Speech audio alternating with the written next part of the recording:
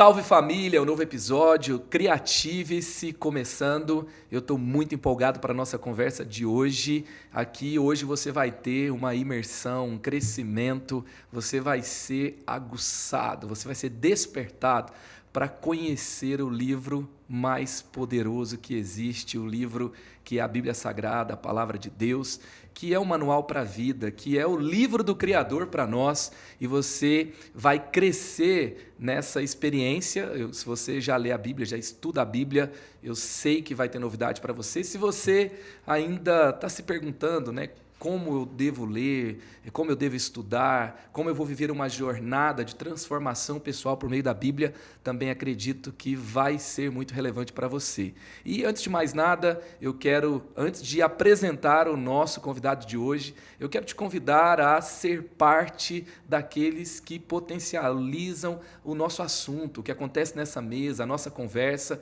Então, posta lá nas suas redes sociais, marque o Criative-se _podcast. Se você me marcar também, eu vou interagir com você lá no Instagram. Coloque o seu comentário no YouTube, coloque o seu like também, porque a plataforma mostra o que a gente está fazendo aqui para mais pessoas se você faz isso. A gente também está no Spotify, ou seja, são muitas oportunidades, muitos momentos aí para você poder interagir e ser parte da mesa do Criative. Se você está nessa mesa, você nos enriquece, você traz algo para ela e é muito bom interagir com você. E lembrando que os nossos convidados podem voltar, então posso ter uma nova conversa com o meu convidado de hoje, então você pode já deixar uma pergunta para a próxima e eu vou dar aquela lida, vou verificar o que você colocou e vou trazer para a próxima conversa. Meus amigos, eu estou aqui com um grande amigo, com alguém que me inspira, me abençoa, que eu tenho a alegria de dizer que hoje eu faço parte da mesma igreja que ele.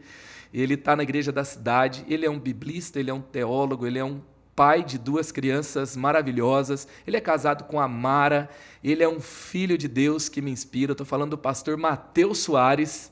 Tudo bem, pastor Matheus? Pastor Marcos Madaleno, que alegria estar com vocês, poder participar desse podcast, para mim é um privilégio. Tudo bem, graças a Deus, que bom podermos ter esse tempo juntos aqui. Sensacional, eu estou empolgado, hein? Que bom. Tenho perguntas difíceis. Vamos Mestre lá. Gosta de pergunta difícil, né? Dr. Shed, eu lembro a última vez que eu jantei com ele, foi mais ou menos 5 ou 6 meses antes dele falecer. Ele faleceu em novembro de 2016. E ele tinha uma resposta que era clássica. A gente chegava, o Dr. Shed fazia uma pergunta para ele, daquela que a gente falava, cara, o Dr. Shed vai saber responder essa. E ele tinha uma resposta que era clássica. Ele olhava para a gente e falava assim, não sei. Irmão, então, não sei. Então, se vier alguma dessas, eu vou dar a resposta do Dr. Shed. Nenhum problema de seguir o seu mestre. Não tem. Em falar nisso, os livros do pastor Matheus têm... prefácio do Dr. Russell Shedd. Teve, a enciclopédia teve. Que honra para mim, né? Que privilégio para mim. O cara, assim, ele é endossado pelo Dr. Russell Shedd. Assim, você pega e lê, porque com certeza você está pegando algo de muita qualidade. Fui muito abençoado pelo Dr. Russell Shedd. E, assim, a humildade dele era uma coisa incrível, né? Fantástica. Ele era boliviano, né? Uhum. E nasceu na Bolívia, cresceu nos Estados Unidos. Não lembro a idade exata, mas ele se formou ali naquele seminário de Chicago, no estado de Ohio, que foi onde formou John Piper, Billy Graham, acho que o Hilton College, se não me foge a memória. É um seminário muito tradicional ali. E foi para Portugal. E aí, em algum momento, ele entendeu que a chamada dele era para a língua portuguesa e veio para o Brasil na década de 50, se não me foge a memória. Então, hoje a gente tem pelo menos metade de muitas das traduções de livros em inglês para o português como fruto do trabalho dele. Depois com a editora Vida Nova, a Shed Publicações, que eu acho que era o genro dele que cuidava, a contribuição de inspiração, de modelo de referência, de piedade. O Brasil seria mais pobre no conceito de piedade e teologia se nós não tivéssemos tido a benção de ter tido o Dr. Shed aqui. Meu Deus, já deu aula já. Nada. Pastor Matheus, os seus livros, a enciclopédia da vida dos personagens bíblicos, que é o mais famoso, né, de A a Z, se você quiser saber de qualquer personagem bíblico, eu estava falando aqui com ele, que, por exemplo, Isaac, a Bíblia fala pouquinho de Isaac, ele tem 5 páginas aqui falando de Isaac, eu abri aqui, Filipe, e você pode saber mais sobre homens e mulheres de Deus na Bíblia.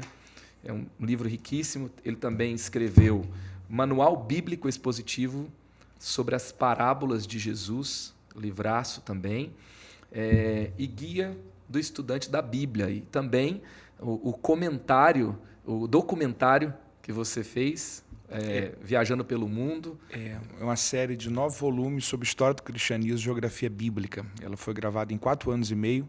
Foi a série Pelos Caminhos da Bíblia e da História. Então, explicando um pouco tanto o contexto geográfico e cultural bíblico, como história do cristianismo, movimento da reforma, história dos avivamentos, um material que ficou muito legal também. Sensacional. E assim, de onde surgiu o seu interesse, o seu despertar? Porque eu tenho um chamado, ok. Então, eu posso ser pastor, eu posso ser um líder de alto nível na igreja, eu posso ser um plantador de igrejas, eu posso ser um missionário. E quando você vai para uma área acadêmica, você se torna um biblista, você se torna um historiador também da igreja, você se torna alguém que decide ir para ser um professor, para produzir livros que vão ajudar no entendimento da Bíblia.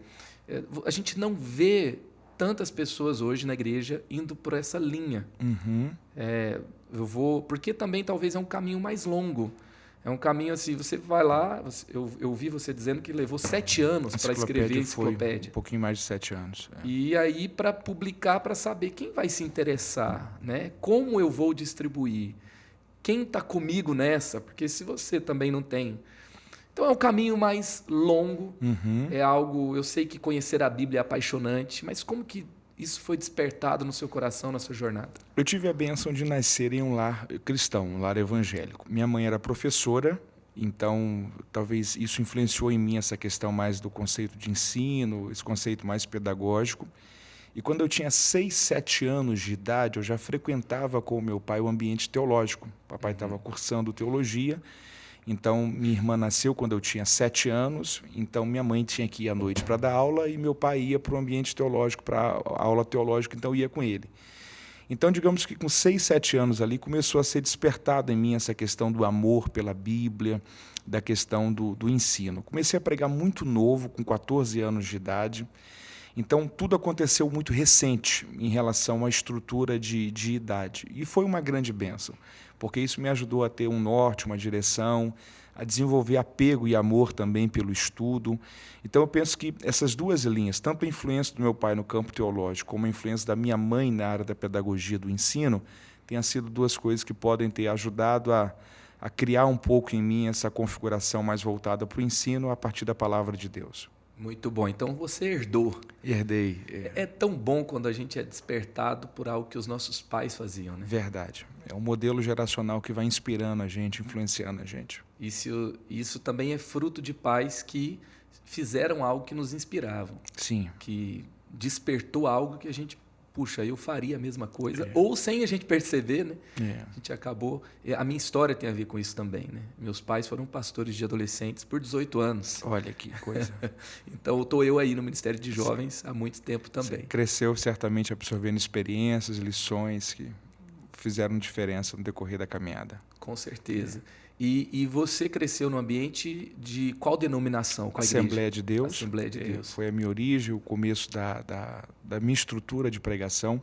Até hoje eu tenho vínculo com a Assembleia de Deus em São Pedro da Aldeia, que é a igreja do pastor James, que foi quem me consagrou toda a caminhada. Então, pastor James, me perdoe, eu falei que ele é membro da igreja da cidade aqui. Mas para mim está sendo uma alegria. E eu me sinto pertencente, membro da igreja da cidade. Esse ano que eu vim para trabalhar com vocês aqui, nessa imersão para uma futura plantação de igrejas e estudando mais de perto com vocês e tendo a alegria de servir no college também.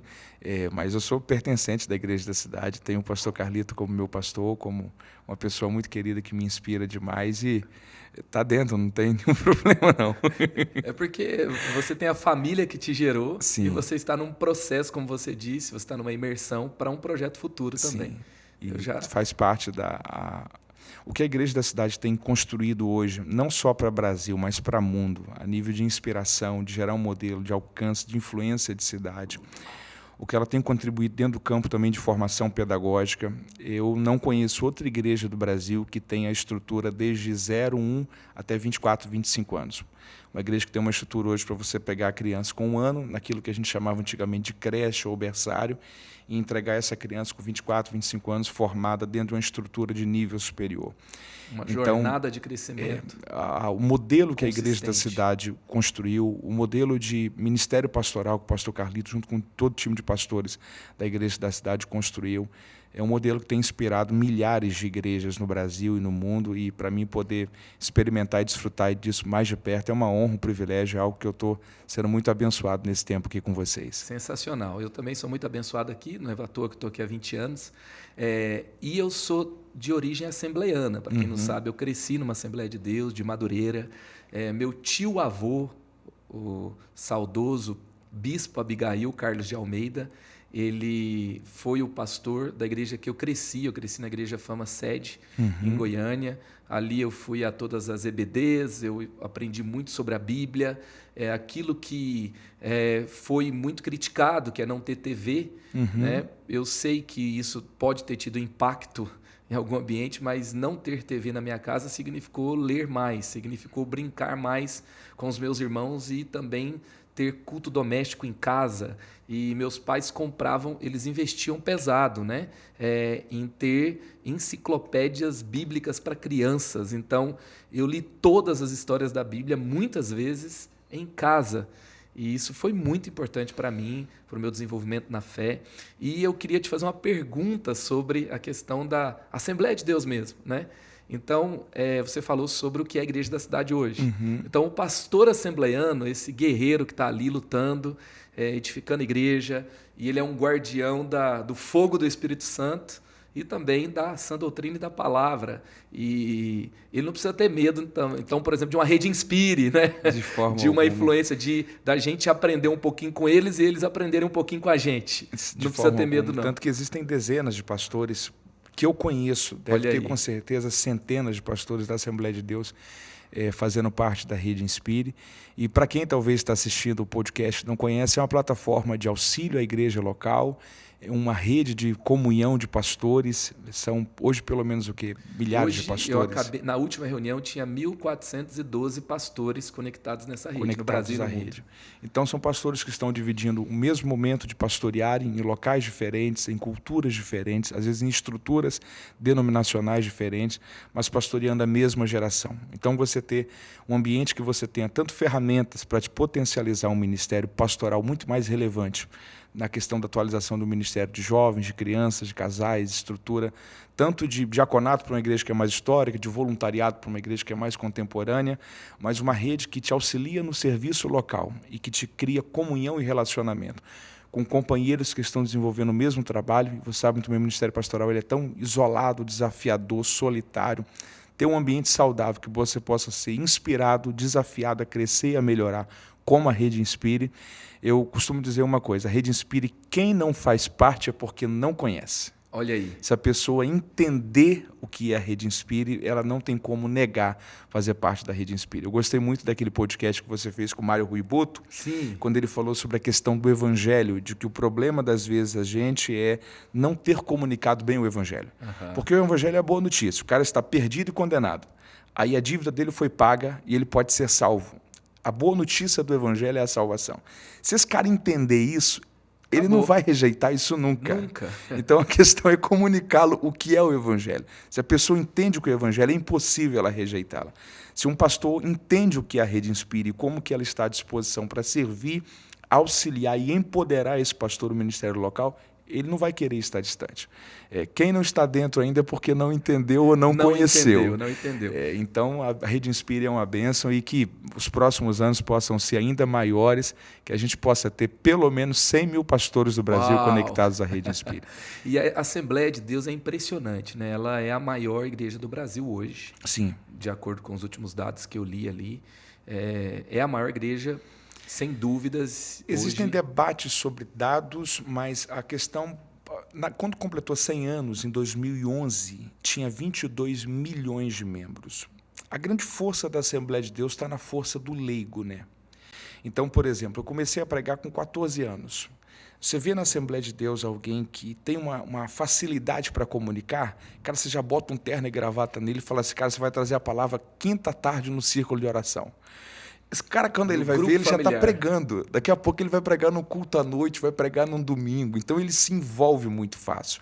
Então você tinha, por exemplo, aquilo que era chamado antigamente de ponto de pregação. Sim. Aquilo ali fez com que muitas igrejas fossem crescidas. Nos interiores do Brasil, você vê que coisa interessante. Duas histórias. Primeiro, uma história batista, a segunda, primeiro uma história assembleana. Teve um pastor chamado João Jonas, no Maranhão. Quando você vai para aquela região do Maranhão ali, de Imperatriz, a Sailândia, uma região distante de São Luís.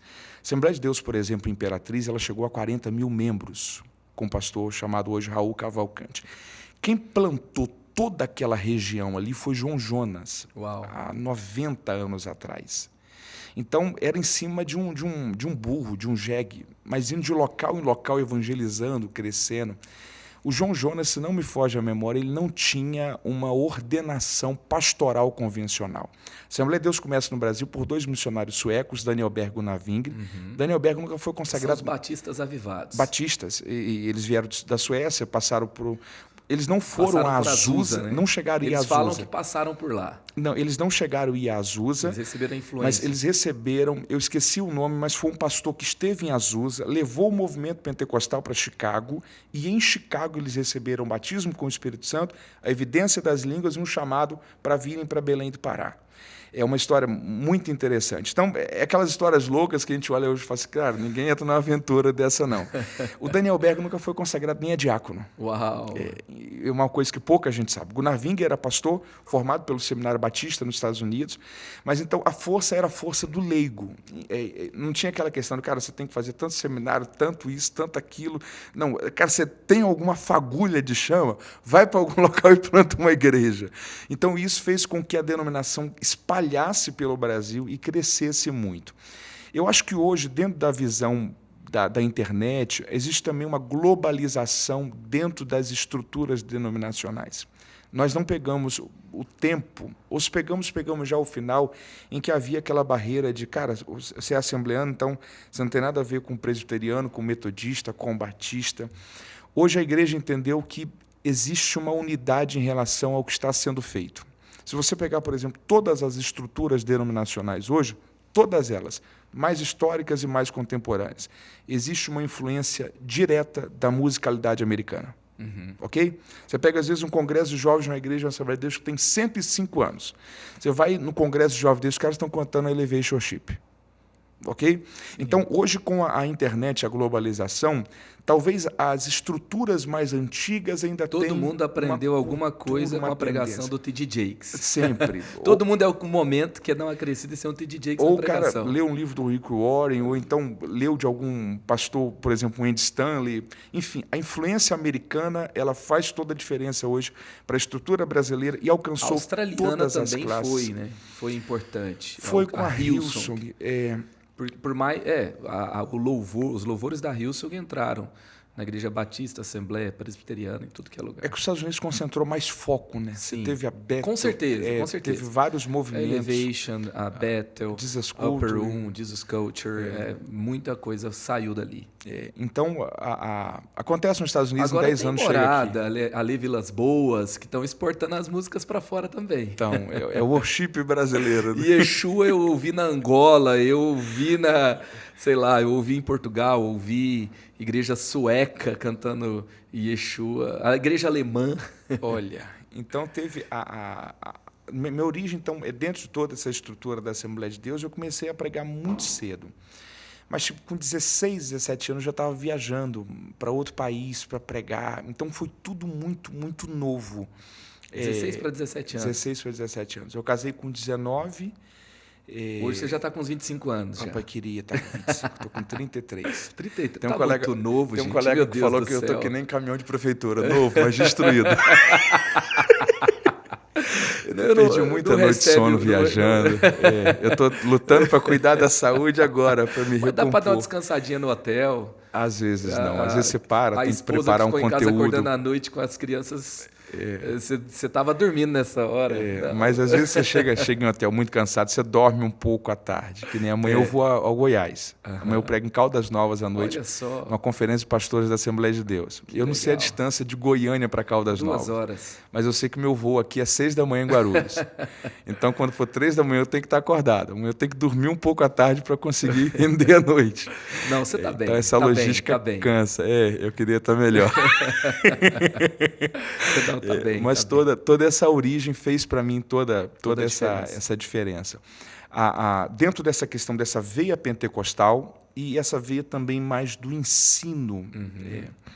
E hoje, graças a Deus, eu tenho tido a bênção de servir inúmeras denominações de perfis diferentes. Isso tem me agregado muito em relação a construir mais de uma linguagem de comunicação, a saber comunicar num auditório mais pentecostal, a saber comunicar num auditório mais tradicional. Isso tem me ajudado muito a servir melhor a igreja, mais do que servir uma denominação, servir ao corpo de Cristo em características diferentes. Não foi por acaso que, há umas 2 semanas atrás, eu, apesar de ter crescido, né, numa igreja assembleiana, eu te mandei uma foto de gravata e terno perguntando: me dá uma consultoria?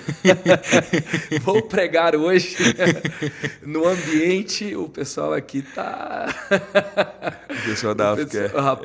Rapaz, que é isso? Que é isso? Se você é um pentecostal raiz aí, dá um salve aí nos comentários. Então, meu Deus do céu. Mas é impressionante, né? É impressionante. A África, ela tem uma característica muito diferente, né?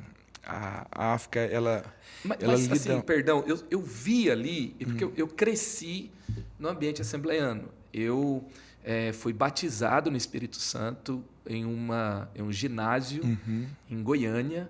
Qual a idade? No congresso ali que acontecia na época do carnaval, eu tinha 9 anos de idade. Fui batizado com 7 anos de idade. Com 7, olha só. Eu com 9, e era o pastor Gesiel Gomes pregando, ministrando o enchimento do Espírito Santo. Foi uma experiência muito interessante. Olha, eu vou contar uma história aqui. O meu convidado é o Matheus, mas eu vou te contar uma história. Eu comecei a orar em línguas e tinha muita aquela... Eu comecei aquela coisa, né? Quando você for batizado, você vai fazer coisas que você não vai se reconhecer, né? E eu pulava, me falavam que eu pulava da altura dessa mesa, eu já sou baixo hoje, imagina com 9 anos, né? E tal, e eu não parava, eu fui colocado na carroceria da caminhonete do meu avô, fui embora para casa, eu rolava para um lado e para o outro e não conseguia parar de orar em línguas. No outro dia, eu tive uma seta na mente mesmo, porque o assembleiano, para que as crianças não ficassem criticando o dom de línguas, imitando alguém orar em línguas, ele dizia: se você blasfemar contra o Espírito Santo, você não tem perdão. Você vê que havia uma ignorância até sobre o que é a blasfêmia. Vamos falar disso depois? Vamos. Aí eu peguei e voltei para o estádio no outro dia muito empolgado, porque agora eu sou batizado no Espírito Santo, os meus pais não podiam ir, então meus avós me levaram. E estou eu lá de novo na carroceria de uma D20, com o meu avô indo para o ginásio de novo, ginásio Rio Vermelho, e eu estou lá nas arquibancadas mais em cima, e eu começo o louvor, eu começo a orar em línguas, e aí me veio aquela coisa: isso é coisa da sua cabeça, você não está orando em línguas, você está pecando contra o Espírito Santo, você não vai ter perdão. E eu comecei assim, com um coração de criança, ouvi as pessoas falarem isso e eu fechei, e eu não soube lidar com essa emoção, eu comecei a chorar desesperadamente, e minha avó me acalmando e tal, e daqui a pouco eu olhei para o ginásio e eu vi uma grande bandeira que cobria todo o ginásio. Eu nunca vou esquecer dessa bandeira. E em cima da bandeira estava escrito: ora em línguas. Então, assim, a blasfêmia do Espírito Santo, contra o Espírito Santo. Como que isso funciona? O texto que a gente tem Jesus falando sobre a blasfêmia contra o Espírito Santo é um contexto que Jesus está pregando, realizando sinais, e autoridades religiosas judaicas, fariseus, saduceus, escribas, dizem assim: ele está realizando esses sinais pelo poder de Belzebu, príncipe dos demônios, ok? Só que aqueles homens sabiam que não era Belzebu, ok? Entendi. Por que eles estão dizendo que é Belzebu? Eles estão vendo que a popularidade deles está diminuindo, porque a religião judaica daquele tempo é uma religião meio que morta. O máximo que as pessoas tinham era uma ida, por exemplo, até uma sinagoga para ter um livro da lei sendo recitado em um dia. ok? Talvez num sábado. Era ritualístico completamente, mas era uma estrutura de manutenção de poder. E aqui que é uma coisa perigosa, porque quando a gente pega, por exemplo, o período interbíblico, os 400 anos, que a Bíblia não tem muitos registros, a nossa Bíblia protestante, do que acontece naquele período, a história de Israel continua. Você tem toda aquela estrutura de império caldeu, que são os babilônios, depois persas, medo-persas, depois você tem os gregos. E nesse período interbíblico você tem a ascensão dos gregos, morte de Alexandre o Grande, a ascensão dos romanos, o Novo Testamento volta na ascensão dos romanos. Nesse surgimento do movimento grego, com Alexandre o Grande, a questão do intelecto, você tem nessa época na Grécia a questão de Sócrates, Platão, Aristóteles, a cultura helênica sendo construída, você tem o intelectualismo criando muitas raízes entre os judeus. Em todo aquele período, os judeus estão sendo vassalos desses povos. Eles, de 587 a.C., quando Nabucodonosor toma Jerusalém, eles nunca mais vão ter autonomia, só vão voltar a ter autonomia agora em 1948, quando o Estado de Israel é restaurado. Então, todo esse período deles, você tem uma estrutura do Império Romano, ou persa, medo-persa, ou grego, influenciando. Na época da cultura grega, você tem uma influência muito grande por parte do intelecto grego. Então, eles se tornaram muito intelectuais e muito vazios de espiritualidade. É a época do período interbíblico, silêncio de Deus, não há profetas em meio ao povo, você tem uma religião muito morta, surge um movimento em Israel voltando a ter interesse pelas Sagradas Escrituras. O nome desse movimento é farisaísmo. Então, o farisaísmo surge como esse período interbíblico, 400 a 500 anos. Antes de Cristo. Tá. O farisaísmo surge como um clamor de volta a Deus. Começa como um movimento de vida. Começa bem, como um movimento de avivamento. Como muita coisa que começa bem. E não termina bem. Então, ele surge... Aí hoje tem um negócio chamado Evangelho de Fariseus, né? Como esse feixe de luz numa época de trevas da espiritualidade. Só que pouco tempo depois, eles se apegaram tanto à letra e se tornaram tão orgulhosos disso, e se tornaram tão vazios de Deus, ao ponto de que em Marcos capítulo 2 eles olham para Jesus e falam: quem que ele pensa que é para perdoar pecados? Então, esse grupo que está vendo que a popularidade deles está sendo perdida, porque surgiu uma liderança que eles sabem que tem algo de Deus, mas eles não querem dar o braço a torcer, que estão perdendo popularidade, e eles estão dizendo: não, deixa esse cara, porque esse cara se move pelo poder de Beelzebu. E aí Jesus fala que, na verdade, ele se movia pela mão de Deus, era o poder do Espírito Santo. Então, dentro desse contexto, que é quando Jesus fala que aquele que pecar contra o Pai ou contra o Filho terá até perdão, mas aquele que pecar contra o Espírito Santo não terá perdão, é a única vez que nós temos a menção na Bíblia da blasfêmia contra o Espírito Santo. Então, biblicamente, a partir da interpretação daquele texto, a blasfêmia contra o Espírito Santo é quando eu atribuo ao diabo algo que eu sei que é Deus que está fazendo, mas por alguma motivação talvez humana, eu digo que é o diabo que está fazendo para que eu não perca prestígio e para que eu me sobreponha àquela situação que está acontecendo. Então, o que na prática seria a blasfêmia contra o Espírito Santo? Vamos dizer então que eu sou pastor de uma igreja e a igreja do meu colega está crescendo muito mais e eu estou perdendo pessoas. E eu falo assim: não, aquilo lá é o diabo que está fazendo. É muito mais comum, entendeu? Do que a situação que eu citei, né? É atribuir ao diabo... Deveria-se ter muito mais temor. Algo que o Espírito de Deus está fazendo. Deveria-se ter muito mais temor para julgar algo que está acontecendo na igreja, sim, que Deus está fazendo, do que, por exemplo, para brincar com alguém que está sendo usado pelo poder de Deus, e que uma brincadeira de criança ou alguém que não entende, não tem entendimento de uma forma ali, comete um erro, lógico, está fazendo um julgamento, mas esse tipo de pecado, né, de atribuir ao diabo algo para eu me beneficiar e proteger um poder humano, ou seja, onde Jesus ficou nessa história toda? Que igreja é essa que eu estou liderando? Eu acho que eu sou dono de quê? Né? Eu me tornei um líder tão fraco, eu me tornei tão distante de Deus, que eu tenho que inventar uma mentira, dar crédito ao que Deus está fazendo no lugar, ao diabo. Para ter popularidade. Para ter popularidade, para proteger alguma coisa que eu acho que eu tenho. O debate, meu Deus do céu, é se a blasfêmia é algo que eu faço consciente ou inconscientemente. Tá. Ok? E aí eu acho que o mais sábio a ser feito é entender o conselho que o Gamaliel falou. Eu O que é lembrei de dele. Deus Permanece. O que não é, não permanece. Só tem uma habilidade espiritual que dá para discernir, que é um dos 9 dons, discernimento de espírito. Ok? Saber se é do homem de Deus ou do diabo. A gente está vivendo uma época de escassez de dons espirituais muito grandes, mas o que talvez a gente mais está vivendo escassez é discernimento de espírito. E como é quase que sobrevivência para a igreja hoje e para o futuro. Né? Tem um livro do A.W. Tozer que é A Ausência dos Dons, a tragédia da igreja. Agora, meu Deus, a ausência dos dons. A tragédia da igreja. Então já coloca essa de indicação, porque valiosíssima. A gente está na época de pedir a Deus para que os dons voltem a serem atuantes na igreja. E como é necessário, né? E olha só, eu lembro que quando eu tive crises, porque eu tive crises algumas vezes com relação a esse entendimento de será que, não sei se é porque o ambiente era muito religioso, se a gente dava muito trabalho, que os líderes falavam algumas coisas para controlar os crianças, os adolescentes, e que é uma ferramenta de controle que resolve no sentido de comportamento no momento, mas não é correto, né? É uma manipulação.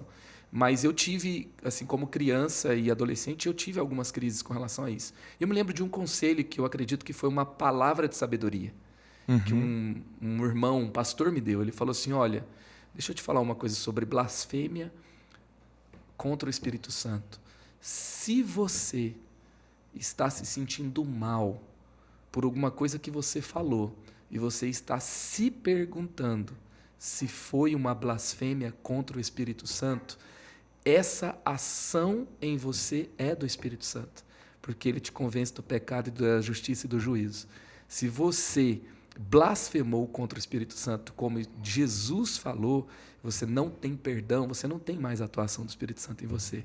Então, você não blasfemou contra o Espírito Santo. Então, um dos sinais é que você percebeu, você viu que fez errado, você se arrependeu e você quer saber como é que se acerta. Você está preocupado, será que eu estou certo com Deus? Então, isso é um sinal de que você não blasfemou contra o Espírito Santo. Você concorda com isso? Concordo, porque quem convence a gente do pecado, da justiça, do juízo é o Espírito Santo. E se a pessoa se sentiu consternada e arrependida e sentiu temor, isso é sinal de que o Espírito Santo ainda está trabalhando nela. Então, não houve uma blasfêmia contra o Espírito Santo. É a única ocasião. Agora, a gente tem que ter um cuidado muito grande para que a religião não se transforme num ambiente do medo. Ok? E aí é um outro debate.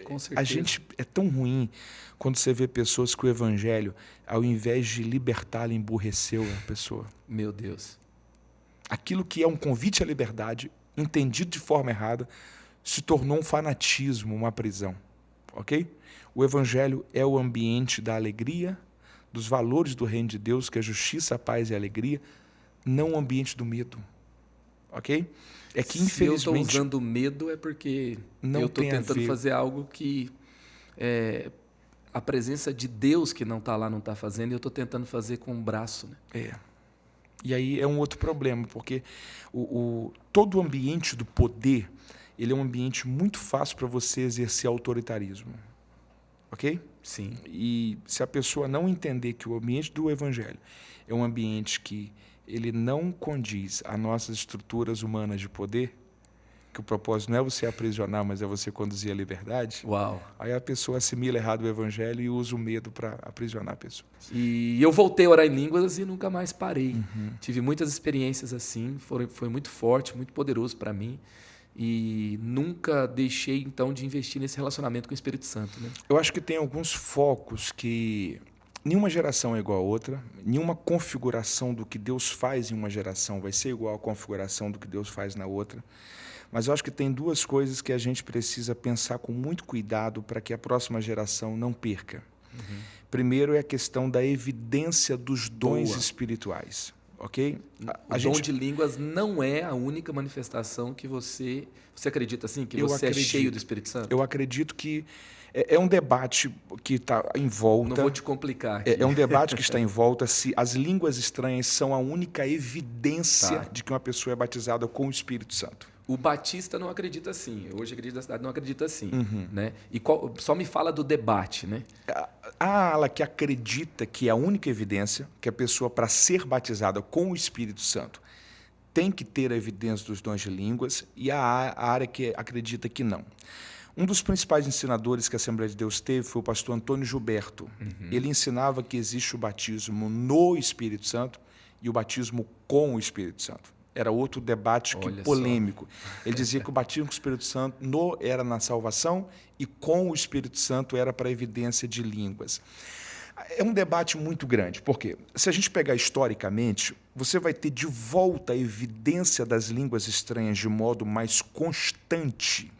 Na virada do século XIX para o século XX, na Bethel Bible College de Kansas City, com um pastor chamado Charles Fox Parham, uma irmã chamada Agnes Osman, que na noite da virada do milênio, 99 para do 2000. século, mas foi em 1900 para 1901, da virada do século, ela começou a falar em línguas estranhas.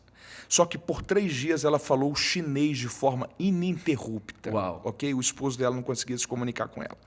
E aí existiram alguns exageros, como, por exemplo, entendeu-se naquela época que uma pessoa, para ser enviada missionária para um local, ela não precisava estudar o idioma, porque ela teria nas línguas estranhas a interpretação do idioma. Foi um exagero. Só que naquela turma ali estava o William Seymour, que depois vai para Los Angeles, mora de favor na família, numa casa na periferia de Los Angeles, de uma família muito pobre, que era a família Asbury. E em 1906, o Seymour estava em uma constância de oração de 5 horas por dia, Uau. orando por um avivamento, todos os dias. Uma dessas orações... Antes da explosão de Azusa, teve muita oração. O David Yong-Shu dizia que avivamentos nascem de um útero chamado oração. Isso é muito interessante. E aí, numa daqueles momentos dele de oração, reuniu a família para orar. E aí começaram a vir vizinhos. Só que durou 5, 6, 8, 10, 12, 20, 30, 40, 72 horas. Eles estavam 3 dias orando sem parar. Só que no 3º dia, a estrutura, o assoalho da casa cedeu. Ok? Família Asbury, você vai até hoje tem essa casa lá, essa rua, já visitei esse local. Só que eles perceberam que Deus estava fazendo algo diferente. Só que eles eram muito pobres. Numa época de segregação racial, William Seymour era negro, filho de escravos, cego de um olho, alguém totalmente improvável. Eles entenderam, cara, Deus está fazendo algo. E a gente tem que continuar isso daqui. Os caras tinham acabado de quebrar a casa. Então, eles alugaram um local numa rua chamada Azusa, periferia de Los Angeles, um local que já havia sido estábulo de animais. Antigamente era um templo metodista, mas um local que valia quase que nada a locação. E começaram a fazer cultos ali para manterem aquilo ali que havia começado. Vou dar uma opinião minha. Eu acho que faltou isso em Asbury no ano passado. Uau. Ok? Terminaram o movimento com 18, 19 dias. Estavam muito cansados, a escola fechada, a cidade fechada, não tinha como mais entrar gente. Cara, faltou a percepção para parar e dizer, cara, Deus está fazendo alguma coisa. Esse ano letivo tem que começar. Então, libere esse espaço aqui e vamos para um outro local, porque Deus acendeu alguma coisa que não é para a gente apagar.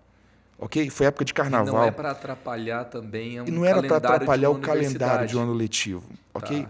Se não me foge a memória, é o Greg Kinney, que é uma das maiores autoridades hoje no Novo Testamento. Se não me foge a memória, é o Greg Kinney, que era professor em Asbury. E quando os caras entenderam que Deus estava fazendo algo, você sabe como começou o movimento ali? Não. A capela principal foi a que ficou mais conhecida. Sim. Do lado de frente da rua, que é um campus universitário, tem uma capela menor. Acho que numa noite de quinta-feira, 7 ou 8 alunos reunidos em oração, um começou a confessar pecados. E eles começaram a orar por ele. Passou a hora dos caras irem para o local dormir, por dormitório. Começaram a vir alunos. E virou uma vigília de oração. E no outro dia continuou. E começou a vir pessoas da cidade. Aquilo durou 18 dias. Aquilo foi algo surreal. Deus fez um avivamento acontecer ali. Okay? O problema é que a internet hoje...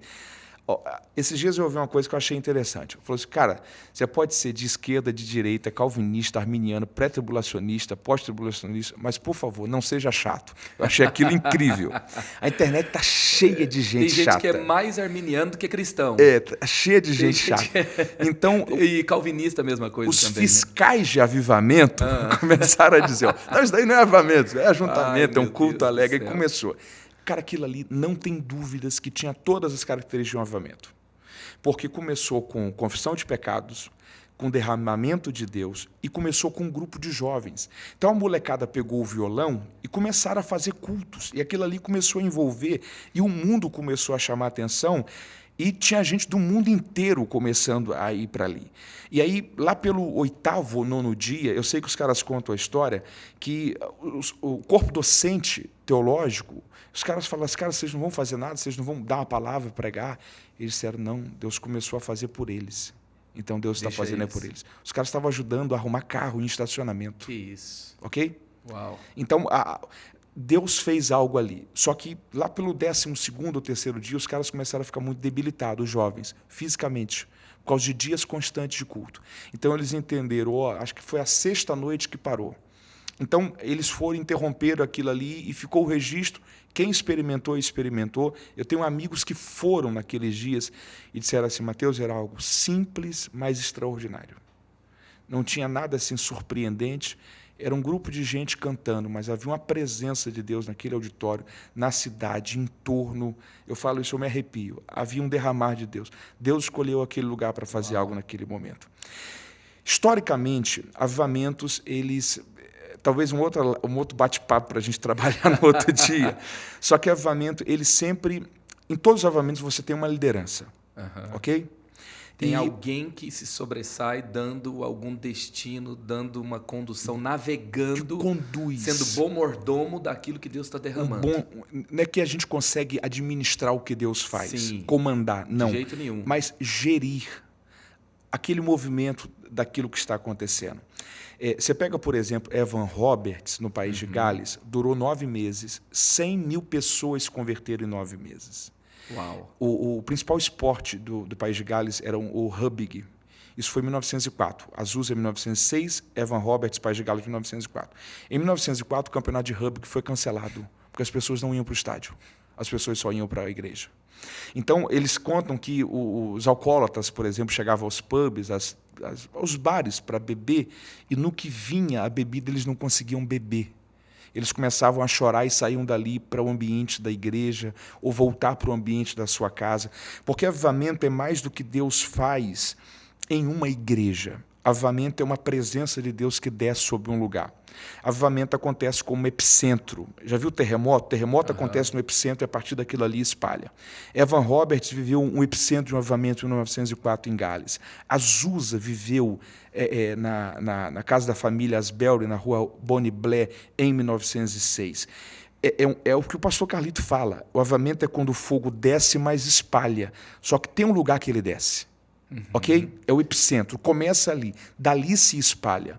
Mas se você for pegar como um dia, historicamente, aonde que começou? Começou numa oração aqui. Começou num encontro aqui. Você pega, por exemplo, o movimento metodista.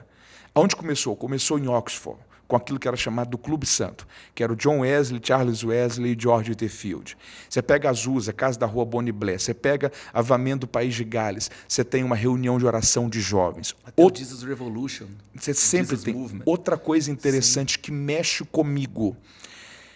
Avivamento tem 2 perfis históricos. Primeiro, acontece sempre por jovens.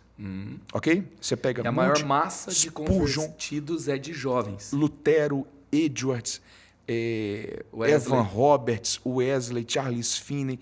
Pega essa turma toda. William Seymour era jovem também? Seymour tinha 20 e alguma coisa. Olha só. Spurgeon, quando começou, 20 e alguma coisa. E só um parênteses aí, né? Daí vem minha paixão e minha entrega com relação à nova geração por muitos anos. Qualquer grande transformação que aconteceu, se você for analisar, a grande maior parte teve algo decisivo entre os 20 e 30 anos de idade. Tem até um livro que fala sobre isso, que é o Fase Decisiva, da doutora Meg Jay. E ela fala sobre uma preocupação porque a nova geração entre 20 e 30 anos está distraída. A fase decisiva se torna uma fase perdida. Isso é um Então, problema. é o que Deus usa para gerar um avivamento, é o que Deus usa para gerar uma grande transformação no mundo, que pode ser uma cura para uma doença, pode ser a descoberta de algo científico que vai ser de grande benefício para a sociedade. Né? Curiosamente, sempre bate nessa faixa etária. Os É. grandes avalistas, quando o Jovens. movimento começou, a grande maioria tinha de 30 anos para menos. Olha aí, se você é jovem, não perca seu tempo. Não É o perca seu tempo tempo. de se derramar, de se entregar. E aí, uma coisa curiosa, a gente vê os filmes sobre Jesus, a gente vê, cara, os pescadores tudo barbudo, barba branca, 50, 60 não anos. era. João tinha 12 anos. Tem gente que fala assim, eu acho que o Leonardo da Vinci tinha algum complexo quando ele criou aquela, quando ele pintou a última ceia. João tinha 12 anos. João morreu no ano 100, ok? Pedro morreu no ano 69. Ele era o mais velho, né? Pedro Provavelmente. Pedro morreu em 69, Paulo em 67. O Pedro provavelmente era o mais Pedro velho. foi o primeiro mártir, né? Entre os discípulos. Entre os apóstolos.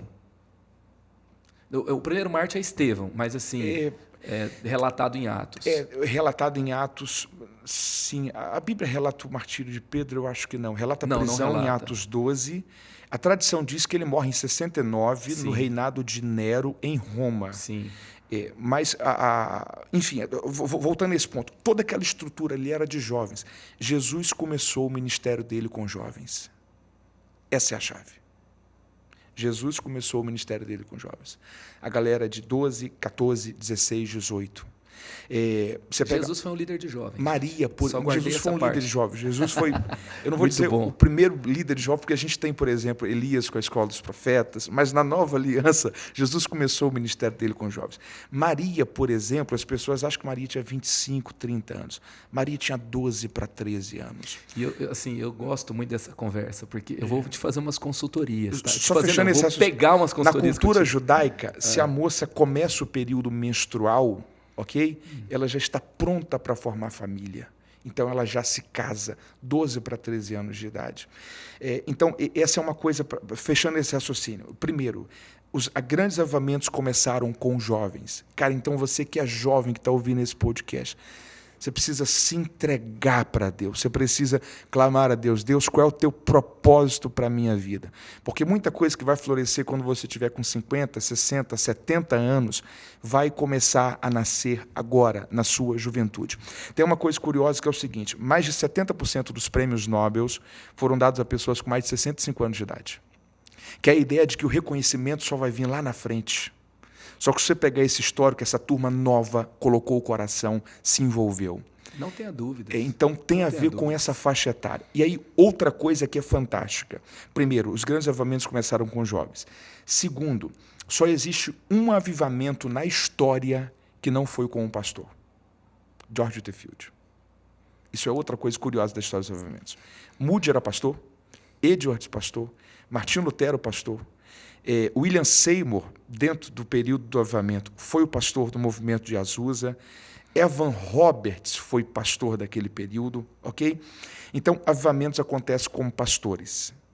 Hoje eu sou um pregador, sou pastor por consagração, mas não exercito a função pastoral. Desenvolvo mais o trabalho de um evangelista. Então, você imagina o seguinte, esse fim de semana eu vou pregar em 4 igrejas. Eu vou ter, no máximo, 2 horas de ministração para cada igreja, contando que eu ministrei em 2 cultos. 40 minutos, 1 hora, ok? Cara, você tem 50 minutos, 1 hora para você derramar o máximo que você conseguir naquela pessoa. É muito pouco. E o pastor vai continuar ali depois. O pastor vai continuar. Eu ouvi uma vez uma ilustração que eu achei fantástica. Lembra aquelas grades de refrigerante de vidro, antigamente? Ok?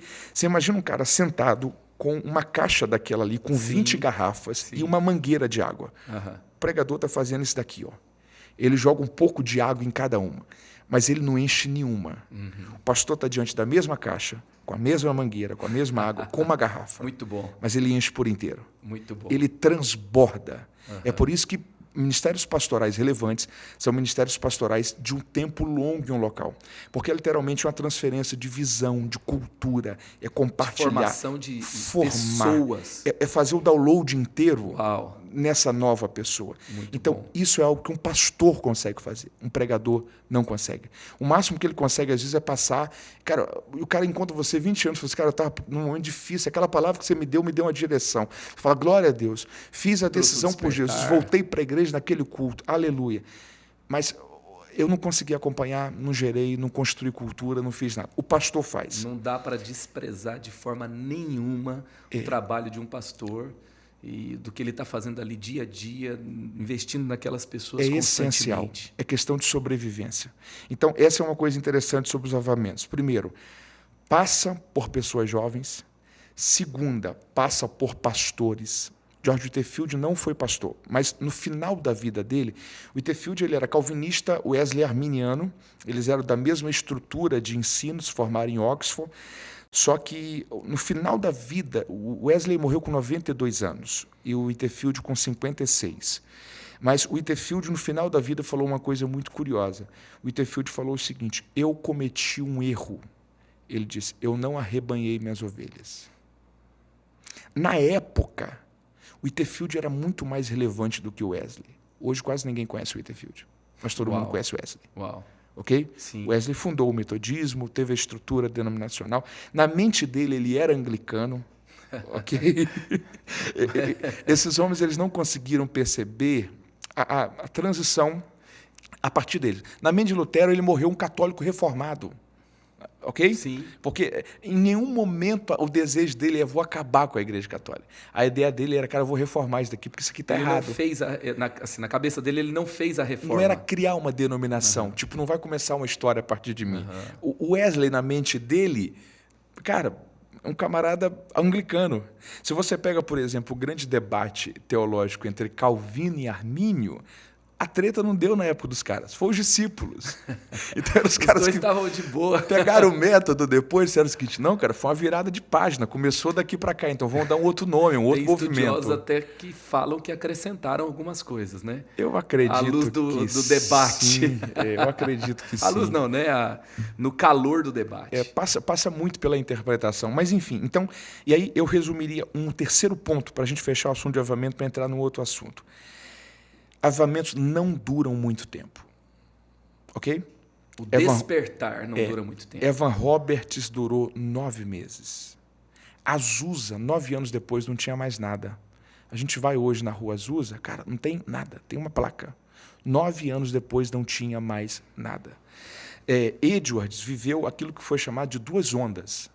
Okay? A primeira onda, em 1734, se não me foge a memória, foi quando ele pregou pecadores nas mãos de um Deus irado em Enfield, numa igreja congregacional em Connecticut. E aí aquilo ali começou um movimento de avivamento e em 3 anos 50 mil pessoas se converteram a Cristo na Nova Inglaterra. Você tem alguns anos depois uma segunda onda, que é quando o George Whitefield vai pregar lá. Mas são 2 ciclos. Avivamento não dura muito tempo. Porque avivamento ele tem algumas figuras de linguagem para a gente entender. Primeiro, avivamento é como chuva. Ok? Se chover todo dia, ninguém aguenta. Só que se ficar um ano inteiro sem chover, também ninguém aguenta. Porque o grande propósito da chuva não é a chuva em si, mas são os frutos da próxima estação. É isso aí. Ok? Sim. Então, você não tem, por exemplo, os discípulos olhando para Pentecostes e dizendo, cara, que saudade do dia de Pentecostes. Foi a chuva. O fruto foi o que aconteceu. A igreja nasceu, expandiu Jerusalém, Judéia, Samaria, confins da terra. Não se idolatra um movimento, mas se tem a gratidão de Deus derramou lá naquele dia, incendiou todo mundo e fez acontecer a partir dali. Então, avivamento é como chuva. O grande propósito da chuva não é a chuva, mas é o que aconteceu a partir daquele derramar. Você tem olha como que eles continuaram recebendo de Deus, sendo cheios do Espírito Santo, eles oravam, outros eram alcançados, pessoas... Essa é a consequência de um grande derramar de chuva. O lençol freático está E é por isso que é chamado de abastecido, despertamento. sim. Avivamentos são despertamentos. É para o cara acordar e falar assim, cara, eu tenho que fazer alguma coisa. E outra, não é para o cara ficar só em Jerusalém. É para o cara, de fato, expandir. Entender que o poder que Deus deu para ele é para fazer alguma coisa em algum lugar. É para o reino de Deus crescer fronteiras. Então, isso é uma coisa muito interessante. Se você pega, por exemplo, Azusa deu origem ao movimento pentecostal aqui. O movimento pentecostal no Brasil deu origem ao movimento pentecostal em Portugal. Então, de Azusa espalhou para a China e espalhou para o mundo. E aí, voltando ao assunto que a gente tinha mexido sobre as línguas estranhas, a questão do batismo com o Espírito Santo, que é o assunto que a gente construiu todo esse raciocínio, se você pega de 1904 para trás, 1901, na verdade, com Agnes Ozma e Charles Fox Parham em Kansas, você não tem tantas evidências de línguas estranhas. Você tem algumas evidências soltas. Você tem aquele período que você tem as línguas de Atos 2, que é o debate se há línguas estranhas ou não, por causa da questão da interpretação. Só que lá você tinha a questão da interpretação porque era mais de um idioma. Mas na casa de Cornélio você não tem a questão da interpretação, é um idioma só, e você tem o mesmo fenômeno que acontece em Atos 2. É chamado de derramar para os judeus, derramar para os gentios. Atos 19 tem evidência de línguas também? Se não me foge a memória, a casa de Cornélio tem. Ali você tem evidência de línguas. Você tem também, evidências de língua. Que eles falam, eles eram batizados em águas, mas não ainda tinham recebido Quando Paulo o Espírito Santo. ora com os 12 ou 13, você tem ali evidências de línguas. E você tem uma outra questão, que é a carta de Paulo aos Coríntios. Tá. Ok? Quando Paulo diz, eu falo mais em línguas do que qualquer um, a língua é para edificação pessoal, o debate que entra é se a língua é falada de forma pública precisa ter intérprete ou não. Tá. Que é onde há a grande divergência entre batistas tradicionais e igrejas pentecostais. Se a língua sendo falada sem interpretação, ela é necessária para a ordem do culto ou não. É o grande debate a partir do que Paulo escreve. Então, as línguas estranhas são uma estrutura teológica bíblica. Agora eu penso uma coisa. Aquilo que eu não creio, eu não experimento. Uau. Ok? Eu respeito os caras cessacionistas, legais. Mas quando tiver alguma enfermidade, não ora por cura, não. Legal? O cara não acredita em línguas estranhas, legal. Quem acredita está vivenciando a bênção disso. Está desfrutando a edificação disso. Na vida com Deus, aquilo que eu creio, eu experimento.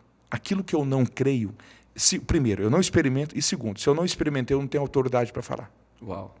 Então, se alguém que tem autoridade para falar sobre línguas estranhas, dons espirituais, é quem experimenta isso. Cessacionistas não têm. Tá. Eles podem falar de outras coisas que eles constroem como experiência, ok? E tem áreas, talvez, que eles constroem como experiência, mais do que a gente, que eles são mais autoridades para falar nisso do que a gente. Mas é ignorância, é reproduzir ignorância e eles comentar algo que eles não conhecem. Ok? Então, mas aí é um outro debate. Vamos voltar para o ponto aqui. Então, a gente tem toda essa estrutura sendo construída de 1900 para cá. A gente não pode deixar, a gente não sabe quanto tempo falta para a vida de Cristo, mas que daqui a algum tempo alguém olha e fala assim, ó, os dons espirituais, as línguas estranhas aconteceram só de 1900 até 2040, por exemplo, 2030. Isso vai ser de uma pobreza muito grande para a igreja. Porque aí é outra coisa interessante. Não há nenhum crescimento em 2000 anos de igreja no mundo como existiu no século XX através do movimento pentecostal. O movimento pentecostal teve mais de 500 milhões, mais de 500 milhões de membros de igrejas de movimento pentecostal no século XX no mundo.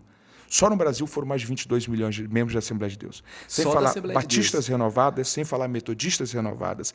Aí a gente ainda trabalha a igreja na China, que cresceu muito no começo do século, a igreja na África. Você tem, por exemplo, ministérios de homens como Reinhard Bonker na África. Na África, enfim, assim, inúmeros exemplos. Você teve agora... Tem as comunidades que também são a maior parte avivadas, que no Brasil cresceram muito, no mundo também. O legado do pentecostalismo, ele é extraordinário, explosivo, contagiante. O que a gente talvez precisa repensar é o perigo que o neopentecostalismo está trazendo. Que é aquela coisa do foco na teologia da prosperidade. Foco na teologia da prosperidade, a confiança em um copo de água, né? A barganha de Deus vai fazer idolatria, se você fizer. De líderes que ocupam uma posição de autoridade, mas também por exercer um dom espiritual de uma forma expoente, são idolatrados como se eu só pudesse desfrutar do poder de Deus por meio deles. Que é o legado do que gera manipulação religiosa. Meu Deus, eu não estou te deixando falar aqui agora. Não, vai lá. Mas é um momento da gente bater esse papo. Então, o pentecostalismo, dentro daquilo que é chamado do pentecostalismo clássico, ele é extraordinário. O neopentecostalismo, eu estou para te dizer que ele é um câncer para a igreja. É um câncer, o Senhor. É um câncer, porque infelizmente ele está fazendo o mundo olhar para a igreja e achar que a igreja é aquilo ali. Porque o cara que não é crente, ele não sabe identificar o que é a igreja séria da igreja, por exemplo, que só existe para lavagem de dinheiro, para corrupção, para enriquecer pastor. Para ele, igreja, tudo é a mesma coisa. E assim, uma vez a gente falando sobre... Deus tem trazido movimentos de despertamento espiritual, de renovação, de avivamento, de experiências com o Espírito Santo na nossa igreja há algum tempo. Eu acho que um marco foi 2006, quando a gente fez a Semana de Santificação e Avivamento, e nós começamos a aprender com muitos irmãos do meio pentecostal que nós não tínhamos conexão. O pastor Carlito nos lidera nessa direção e Deus fez muitas coisas nesse tempo. E eu me lembro que uma vez eu conversando com um amigo que é de um meio histórico e eu falando, né, ele perguntando e querendo saber, e eu falando sobre o que Deus estava fazendo no nosso meio, ele falou assim, mas toma cuidado. Ele pegou e começou a trazer vários nomes que eram expoentes de igrejas pentecostais que caíram. Uhum. E eu pego e viro para ele e falo assim, ok, mas você ouviu falar desse?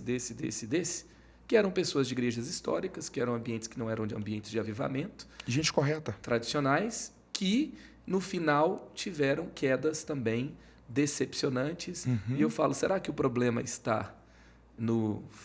que se vive no Espírito Santo, na fluência dos dons, na liberdade, na abertura que a gente tem mesmo? Ou será que é outra coisa, né? A sociedade hoje, não cristã, olha e pensa que pastor é tudo rico, que tem tudo fazenda, cabeça de gado e anda de jatinho em particular. Existe um dado que ele é curioso. Mais de 97% dos pastores do Brasil ganham menos de R$3.000 por mês. Ok? 97? Mais de 97%. Então, mais de 97% dos pastores do Brasil não têm condição de dar um plano de saúde para a família, uma escola particular para o filho, de morar num bom bairro, de ter um bom carro. E está lá resgatando uma pessoa das servindo, drogas, cumprindo o seu ministério no hospital, nos lugares sendo mais capelães ermos, de escolas, servindo ao Senhor com pureza, evangelizando, socorrendo os necessitados. Mas quem que trouxe essa ideia de que pastor tem fazenda, tem jatinho? O neopentecostalismo. Então isso é muito prejudicial. Então, fechando então esse ponto sobre avivamento. Avivamentos não duram muito tempo. São como chuva. Segundo conceito, a igreja ela é um rio, ok? Se a gente pega um Google Maps, por exemplo, onde você abre que tem um rio, pega, por exemplo, o mapa do sertão nordestino, vê a região onde passa o rio São Francisco, tem muito verde no entorno, ok? Porque o rio, por onde passa, ele traz vida. A igreja é um rio. E o que é avivamento? Avivamento é o mesmo rio, porém em um período de cheia. É o 47, né? Acredito que sim. É o mesmo rio em um período de cheia.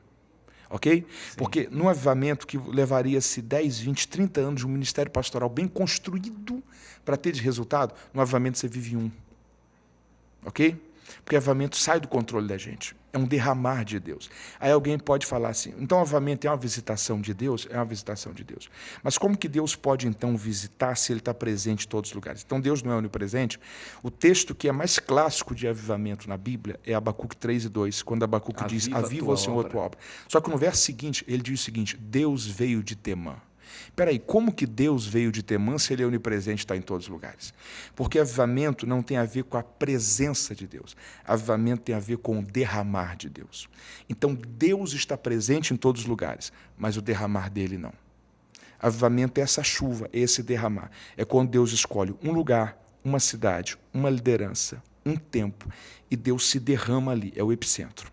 E uma expressão clara disso, né, Mateus 6, quando Jesus fala, né, que quando orar, vai para o seu quarto, fecha a sua porta, e aquele que está em secreto te recompensará. Uhum. Ou seja, ele está em todos os lugares, mas ele tem uma recompensa no secreto. Uhum. Ele está em todos os lugares, mas ele te recompensa, ele tem um derramar diferente. Ele estava em todos os lugares em Atos, mas houve um derramar, assim como aconteceu no contexto de Abacuque, né? Ele veio de algum lugar.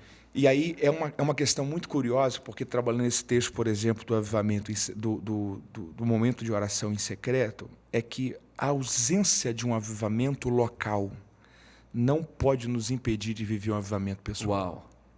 Uau! Okay? Você não é dependente não. de um derramar de Deus numa comunidade que você está para viver um avivamento pessoal. E talvez Deus vá usar esse avivamento pessoal para espalhar essa fagulha. Agora, sim, eu posso culpar o ambiente que eu estou de ser frio, mas eu não posso culpar o ambiente que eu estou de eu ter me tornado uma pessoa fria. Se o ambiente está frio, a culpa talvez não é minha. Se eu estou frio, a culpa é. Boa.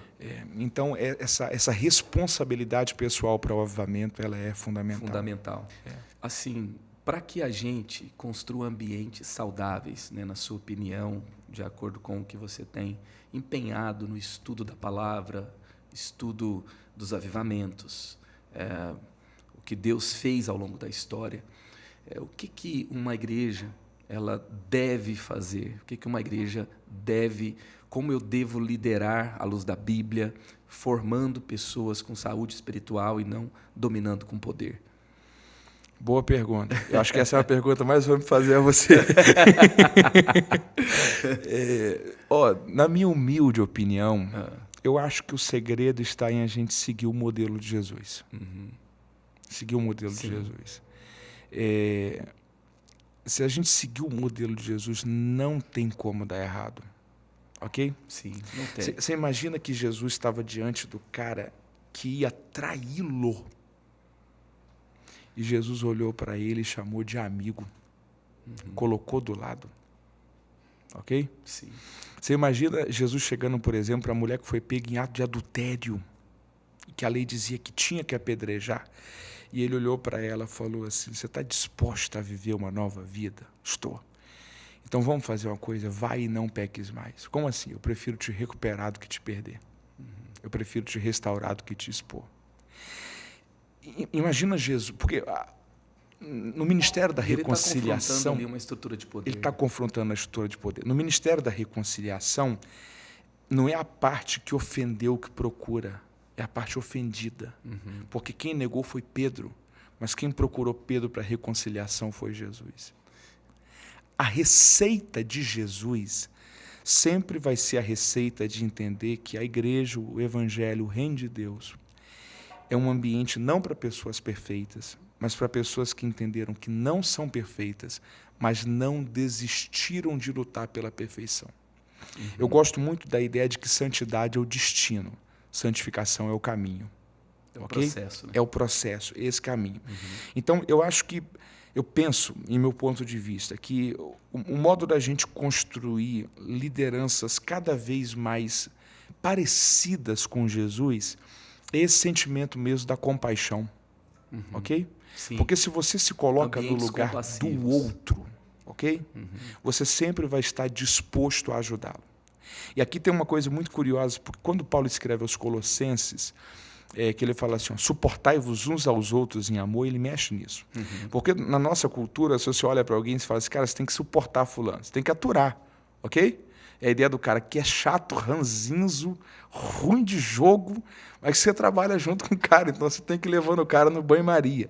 Só que o termo para suportar no grego ali é nexomai, que é dar suporte. Então, quando Paulo diz, suportai-vos uns aos outros, o que Paulo está dizendo é o seguinte, cara, ajuda esse cara. Dê um suporte para ele. Ajude ele a errar menos. O que é isso? É se colocar no lugar do outro. Ok? É entender o seguinte, cara, eu sei que ele é um cara complicado, mas o que será que transformou ele nesse cara complicado? Será que é alguma coisa que eu posso ajudar? Será que se eu estivesse errando na situação que ele está errando, eu não gostaria que alguém chegasse até mim e me ajudasse, orientasse? Porque tem um cara que erra porque é estilo de vida, mas tem um cara que erra às vezes por ignorância ou por acidente. O coração do cara é bom. O cara quer acertar, mas às vezes errou. Então, e aí a gente tem que levar em consideração outra coisa. A gente não está falando do cara que ele está praticando a constância do erro, ok? Da reincidência. Tá. Ok? Que é outro ponto. Outro ponto. É outra situação. É o cara que você ajudou. Ele Né? não quer mudar. Ele é iníquo, ele tem prazer naquilo ali. Aí é outro ponto.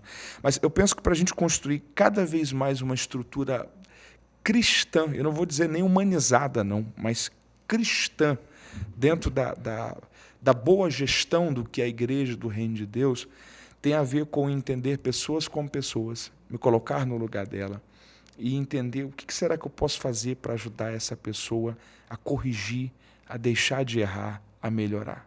Porque pelo menos você fez a sua parte. Ok? Tem uma ideia muito legal sobre Judas que diz o seguinte: na verdade, Judas não vendeu Jesus por 30 moedas. Foi ele que se vendeu por aquelas 30 moedas. Ok? Sim, com certeza. Só que Jesus Judas se entregou, nunca vai poder dizer que não foi uma pessoa melhor porque não teve uma oportunidade. Sem dúvidas. Ok? Sim. Então, pelo menos a sua consciência está limpa de, eu tentei, eu dei o meu melhor, eu fiz o que eu podia. E aí tem uma frase que ela é do pastor José Gonçalves, que é muito legal, que diz o seguinte: não há arrependimento na excelência. Se você fez a sua parte, deu o seu melhor, sem nada que se queixar. O pai do filho pródigo não tinha do que se queixar daquele garoto ter saído de casa. Ele fez a parte dele. Então, se você deu o seu melhor, insistiu, tentou ajudar, mas o cara quis seguir a rota dele, que tristeza. Mas você nunca vai olhar lá na frente e dizer, cara, eu podia ter feito. Sabe quem morreu com esse sentimento? Paulo. Por quê? Paulo é fruto de alguém que não desistiu, ok? Sim. Barnabé. Sim. Cara, o Barnabé botou a cara dele a tapa. Barnabé chegou na igreja de Jerusalém e disse o seguinte: se der ruim, coloca aí na minha conta, ok? Sim. Eu estou comprando a briga dele. Aí ele se arrepende pelo que ele fez com João Marcos? Já vou chegar lá. Esse cara cresce, desenvolve. Quando começa a primeira viagem missionária, Lucas está escrevendo a seguinte ordem: Barnabé e Paulo. Quando termina a primeira viagem missionária, a ordem já é Paulo e Barnabé. Ok? Uma coisa curiosa: o Paulo nunca deu certo trabalhando com ninguém superior a ele. Ok? Sim. Com Pedro deu atrito, na igreja de Jerusalém não funcionou. Depois deu problema com Barnabé. Quem que foi que funcionou com ele? É quem de algum modo estava debaixo da cobertura dele e que ele era a voz ativa sobre todo esse pessoal. Ele nunca deu certo com ninguém que era uma voz superior a ele dentro da estrutura. Você tem toda essa estrutura aqui, você tem aquele embate da primeira viagem missionária que João Marcos volta. Na segunda, João Marcos quer ir, ele não leva, pega Silas e João Marcos vai para Chipre com Barnabé. Nunca mais falou nada de Barnabé. Só que você imagina o seguinte: se coloque no lugar de Paulo. O ano é 67 depois de Cristo, ele está em Roma, preso na prisão Mamertino, sabe que o inverno está chegando, sabe que ele só não morreu porque tinha o título de cidadão romano. Ele fala: eu fui livre da boca do leão, mas eu sei que eu estou perto de ser oferecido como oferta de libação. Pega qualquer psicólogo ou psicanalista, pastor, crente, que tem discernimento espiritual, fala assim: cara, lê essa segunda carta de Paulo a Timóteo aqui. Ele vai te dar o seguinte relatório: a fé desse cara aqui está inabalável. Ele sabe que está perto de morrer, não está temendo a morte. Ele está dizendo: combati o bom combate, acabei a carreira, guardei a fé. Esse cara aqui tem uma das resiliências espirituais mais absurdas que já foi percebida. Se você falar o seguinte, então analise para mim agora o quadro emocional desse cara. Ele vai dizer: tem algumas coisas. Porque ele está dizendo: só Lucas está comigo. Uma coisa é eu dizer Lucas está comigo. Outra coisa é eu dizer só Lucas. Ele escreve uma carta dizendo assim: vem depressa. Uma coisa é eu falar: Timóteo, será que você pode vir? Outra coisa é falar assim: vem depressa. Ele está se sentindo rejeitado, porque ele está dizendo: Demas me abandonou, Alexandre o Latueiro me traiu, os de Roma não me defenderam, os da Ásia me abandonaram. Aí ele vai pedir 3 coisas. Olha a estrutura extraordinária desse cara. Ele sabe que está perto de morrer, mas ele está pedindo: traga os meus livros. Esse cara está perto de morrer, mas querendo aprender. Olha que incrível ser humano que o Paulo era. Traga a capa, porque o inverno está chegando e eu sei que eu vou passar muito frio. Só que o cara que está morrendo, ele sente falta de alguém que quando precisou de uma segunda chance, ele não deu. Uau. Ok? O nome disso daqui é ressentimento. Tá, e ele fala: traga-me João Marcos. Paulo morreu sentindo falta de um jovem, se sentindo sozinho, que quando esse jovem precisou de uma segunda chance, ele olhou para esse cara e falou assim: não, comigo não, você nunca mais cresce. Ok? Aí vai dar problema de novo. O Barnabé abraça não leva de novo. E fala assim: não. O que o Barnabé, em outras palavras, estava dizendo era o seguinte: Paulo, na hora que você precisou de alguém com misericórdia, eu não te deixei só. Eu também não vou deixar esse cara aqui, não. Se você entende que você tem que ir para uma outra rota, legal, vai com Silas, Deus abençoe. Cara, mas você vai sair da história, não tem problema. Ninguém vai ouvir falar mais de Barnabé, não tem problema. Qual que é o seu chamado? Meu chamado é filho da consolação. Eu sou o cara que consola, que edifica, que fortalece. Eu sou o cara que vou vivenciar a bênção de servir alguém. Aí ele pega João Marcos e ele segue com João Marcos. O João Marcos deu certo, escreve um evangelho, ok? O evangelho mais curto, o evangelho... foi o primeiro escrito, no ano 51, ok? O evangelho de Marcos, na verdade, é o evangelho de Pedro. Pedro não escreve um evangelho. O evangelho de Marcos é aquele que Pedro tinha sido morto recentemente, e ele tem aquela urgência de passar as notícias do evangelho que ele coletou com Pedro, ali em Roma, nos últimos dias de Pedro também, e ele escreve, ele é muito rápido, ele é muito direto, ele foca na salvação, né? Tem uma coisa, e aí você vê a questão... E ele deu certo e entregou essa obra maravilhosa. E se tornou alguém tão sólido que Paulo terminou os seus dias sentindo falta de alguém como ele. Uau. Ok? Então, aquilo ali é literalmente para fazer a gente dizer o seguinte, será que eu estou deixando algum João Marcos pelo caminho? Porque talvez eu vou sentir falta de alguém lá na frente que Deus colocou em algum momento no meu caminho, mas por falta de paciência, às vezes... o temperamento faz toda a diferença, porque o temperamento é a nossa construção humana, ok? Pessoas normalmente coléricas, sanguíneas, elas vão ser muito mais expostas a explodir e perder pessoas. Do que o fleumático. Com certeza. É, o colérico, o melancólico é um problema. É vitimista. Ele implode. Né? Não dá para andar perto. O colérico é o cara mais... O fleumático é o cara mais equilibrado. E aí, fechando esse raciocínio, tem uma ideia sobre formar pessoas que eu acho ela incrível. Você imagina que eu paro amanhã, 9 da manhã, com um caminhão em frente à sua casa, deixo um tronco de árvore lá de 7 metros de comprimento. Você vai ficar bravo comigo, sim ou não? Claro. Mas e se eu passar amanhã, 9 da manhã, e deixar esse mesmo tronco de árvore na casa de um marceneiro? Esse cara não vai ficar bravo comigo. Não. Esse cara vai me agradecer. Assim. Esse tronco de árvore vai virar... carpinteiro, né? Um marceneiro, um carpinteiro. Isso aqui vai virar uma mesa como essa, vai virar uma cadeira, vai virar uma obra de arte, uma escultura de grande valor. O problema estava no tronco de árvore? Não. O problema estava na mão que ele parou. Se tem uma coisa que Jesus ensina na vida dele é que pessoas não vêm prontas. Pessoas precisam ser formadas. Curiosamente, quem deu certo com Jesus foi quem não veio pronto. O cara que veio pronto deu errado, que foi Judas. Era o único que tinha perfil técnico, entendia de administração, tanto que era tesoureiro. Quem deu certo com Jesus foram os troncos de árvores que Jesus pegou e falou assim, cara, eu vou lapidando esse cara aqui, eu vou trabalhando aos poucos. Barnabé teve essa percepção, esse Finley, com a questão do João Marcos. Então, eu penso que isso é um caminho fundamental para a gente conseguir desenvolver uma trajetória que lá na frente a gente não olhe para trás e fala assim, poxa, como que eu queria voltar para ter corrigido aquele ponto ali. Porque vão ter pessoas difíceis que vão passar pelo caminho da gente, que vão exigir da gente paciência, nova oportunidade, atenção, você vai ter que engolir sapo. A resposta que você queria dar, você vai ter que não dar. Cara, mas se você não desistir desse cara e tiver empatia, compaixão, se colocar no lugar dele, não desistir dele assim como você gostaria que alguém não desistisse de você, talvez lá na frente você vai dizer, não só Lucas está comigo, você vai dizer, está comigo Lucas e João Marcos. Sensacional. Então é um problema a gente terminar a vida sentindo falta de gente que quando precisou de uma segunda chance, a gente não deu.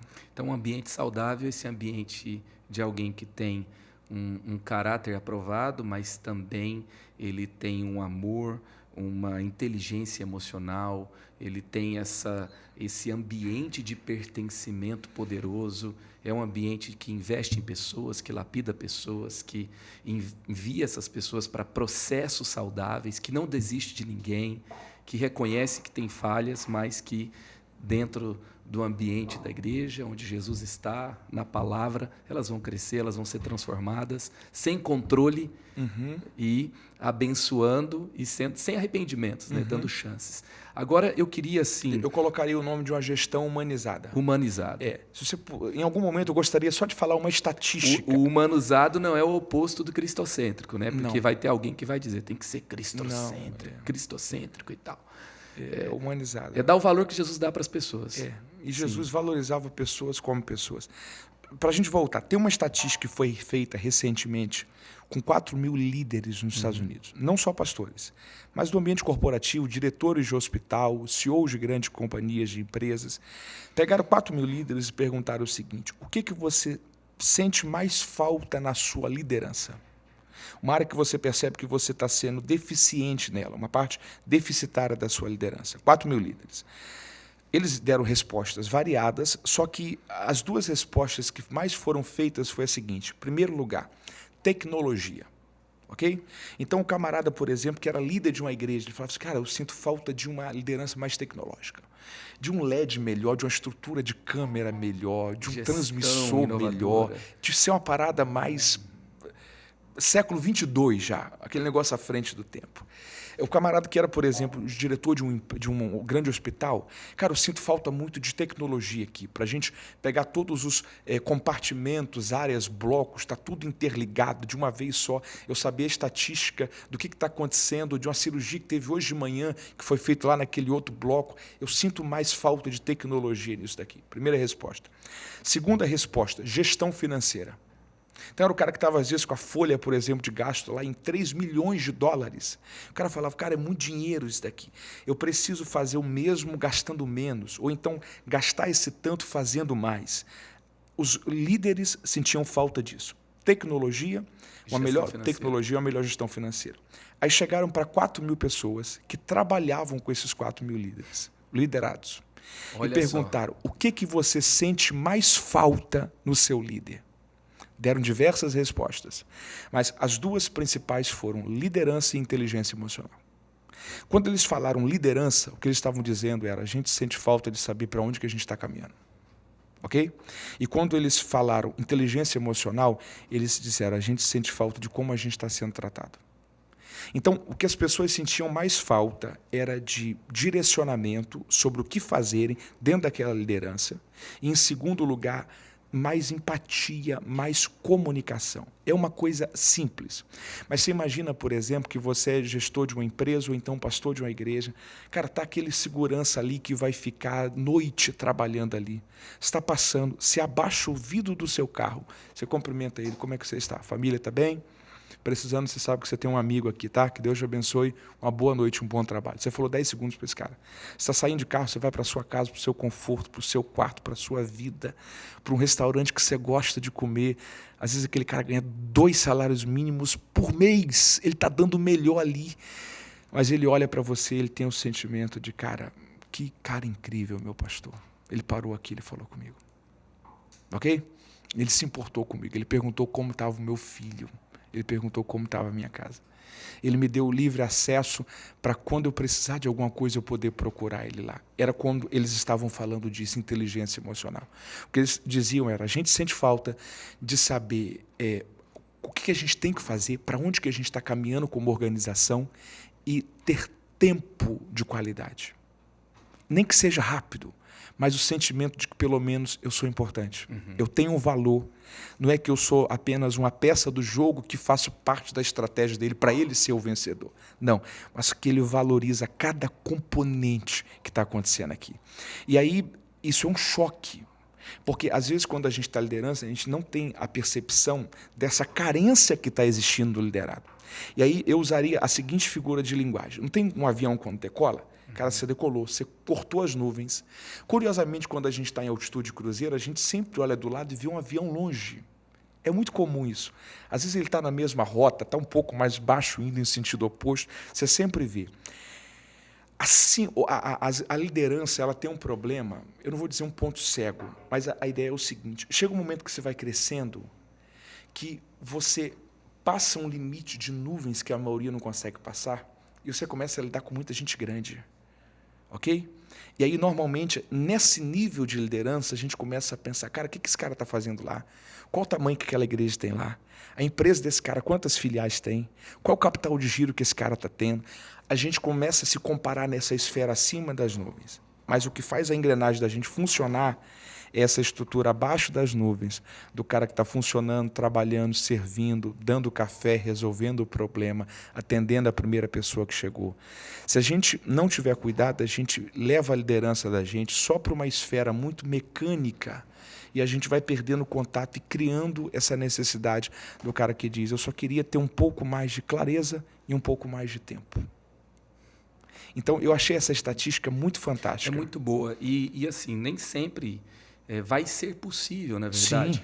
Se alguém tem uma visão que é uma visão que promove pessoas à transformação, ao crescimento, à saúde espiritual, saúde emocional, isso é um valor ali dentro, ele pode não ser a pessoa que faz o contato, ele pode ser a pessoa ele pode não ser a pessoa que está no dia que ele tem maior dor, mas ele edificou, ele estruturou, ele trouxe bases com esse valor em mente. Uhum. Então, ele empoderou pessoas para isso, ele criou programas para isso, ele criou processos para isso. E ele pode estar voando para que essa visão seja guardada, protegida, porque promovida. Ele precisa também dessa esfera. Ele precisa estar aqui para que esse todo seja um ecossistema que gira. Uhum. Mas, além disso, ele precisa ter essa visão apostólica de estabelecer ambientes onde cuidado pastoral, onde crescimento pessoal, espiritual, com liberdade, com intensidade, é um valor ali dentro e tem ferramentas. Quem quer crescer, está crescendo. Ninguém está estagnado. E depois que a pessoa cresce, ela não tem mais tempo. Não tem. Ela é isso aí. Absorvida por uma quantidade de situações, de temores, de coisas que ela está vendo que se ela não correr e se ela não resolver, ela vai sentir a consequência disso e muitos vão sofrer.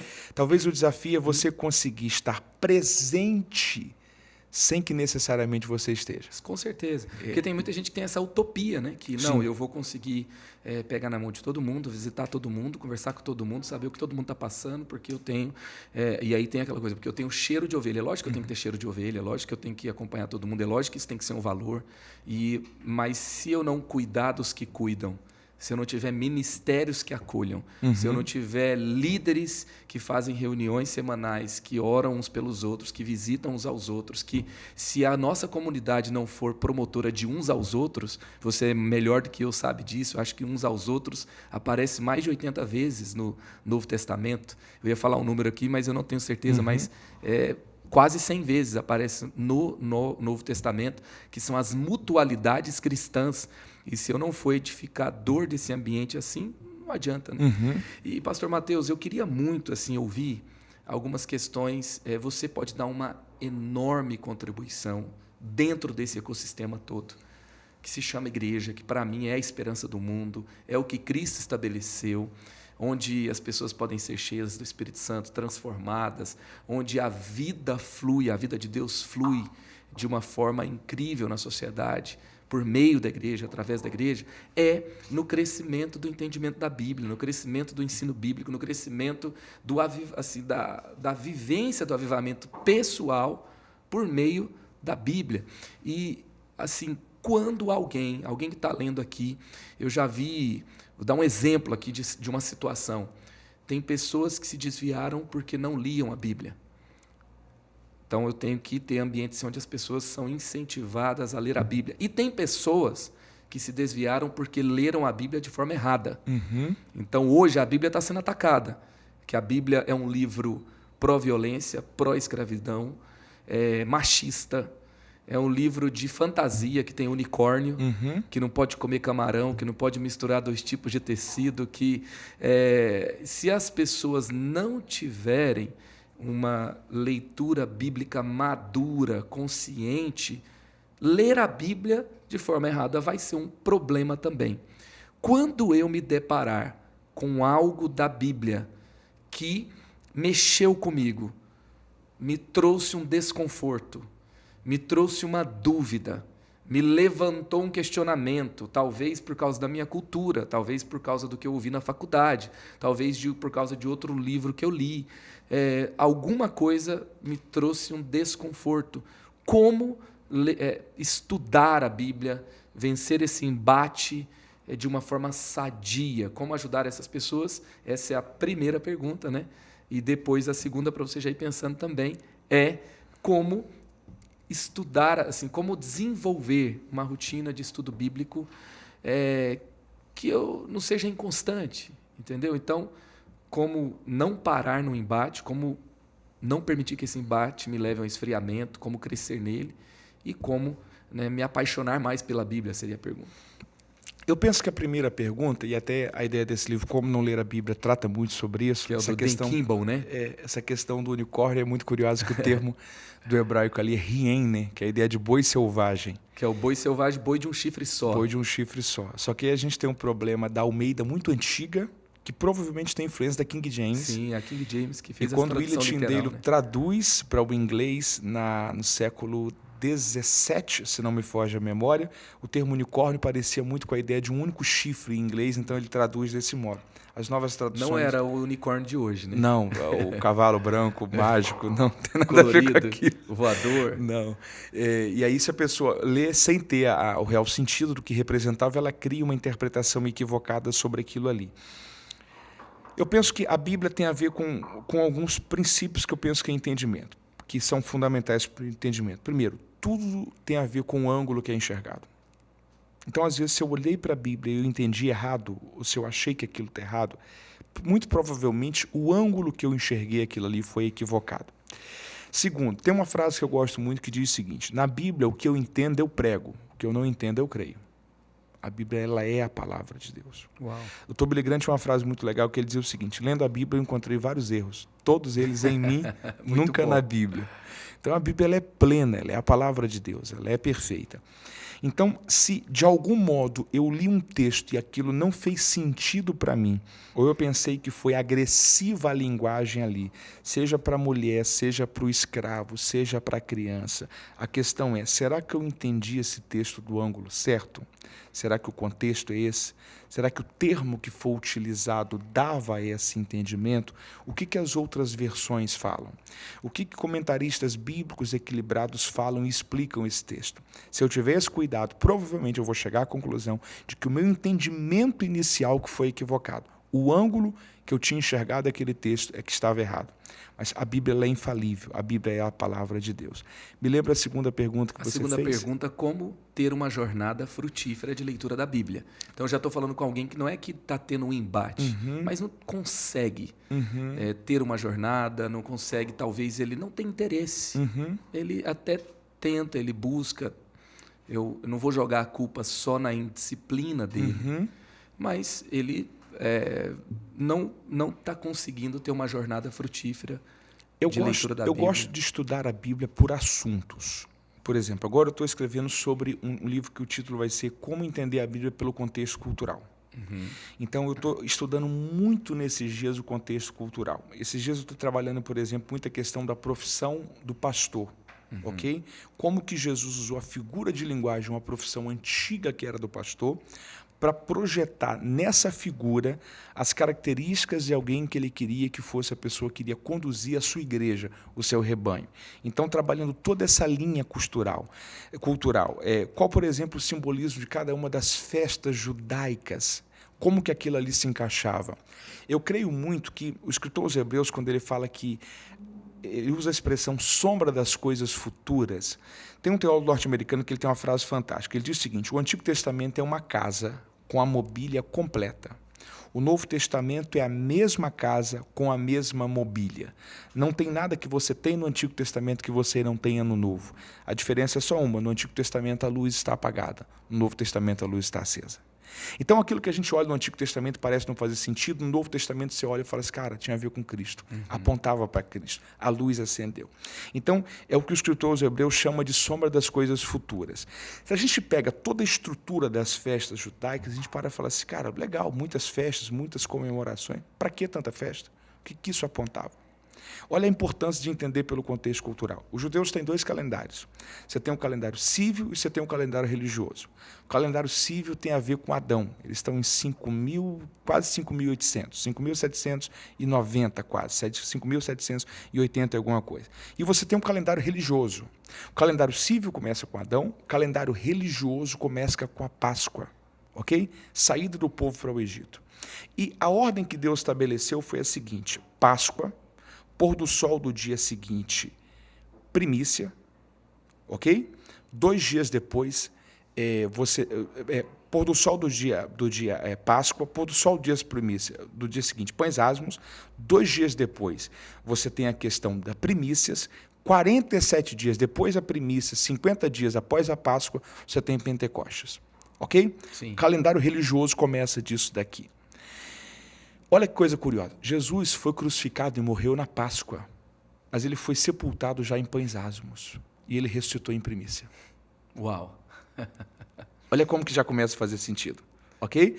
Ele é o cordeiro expiatório, mas a figura do pães asmos está totalmente encaixada com a questão da sua morte, do seu sepultamento, só que ele ressuscita em primícias. E o Espírito Santo é derramado em Pentecostes. Pentecostes. Se você pega o primeiro Pentecostes, ele acontece nesse período que o povo já está no Sinai, ok? 50 dias após a Páscoa. E o que acontece no Sinai? Revelação. Uau! Ok? E qual que é o marco da festa de Pentecostes para os judeus? Colheita. O que acontece em Pentecostes? A revelação do que é a igreja e a primeira colheita. 3 mil pessoas que se convertem. 3 mil pessoas diante da pregação de Pedro. Então, quando você entende tudo isso que Deus estabelece na construção do Antigo Testamento, pelo calendário religioso, você fala assim, cara, não fazia sentido na lei, mas faz sentido agora. Era só sombra das coisas futuras. Uau! Então, a Bíblia é apaixonante. É apaixonante. É incrível. A Bíblia é incrível. Seria assim, eu não consigo me apaixonar pela Bíblia se eu sou uma pessoa superficial. Sim. Agora, se eu estou disposto à profundidade, eu vou ser... Ela é um rio sem fundo. Um louco varrido pela Bíblia. A Bíblia é extraordinária. Então, trabalhando tudo isso. Por que, por exemplo, Paulo tem aquela linguagem que parece ser um pouco agressiva com mulheres? Ok? Por que Jesus coloca, por exemplo, a figura do pastor dentro da figura de quem cuida, do evangelista dentro da figura de quem ganha? Tem uma coisa muito curiosa isso aqui com Pedro. Nas 2 pescas maravilhosas, Jesus tratou ministerialmente com Pedro. Na primeira pesca, a ênfase é sobre pescaria. Na segunda pesca, a ênfase é sobre pastoreio. Na primeira pesca é você me ama, amo. Então, você vai...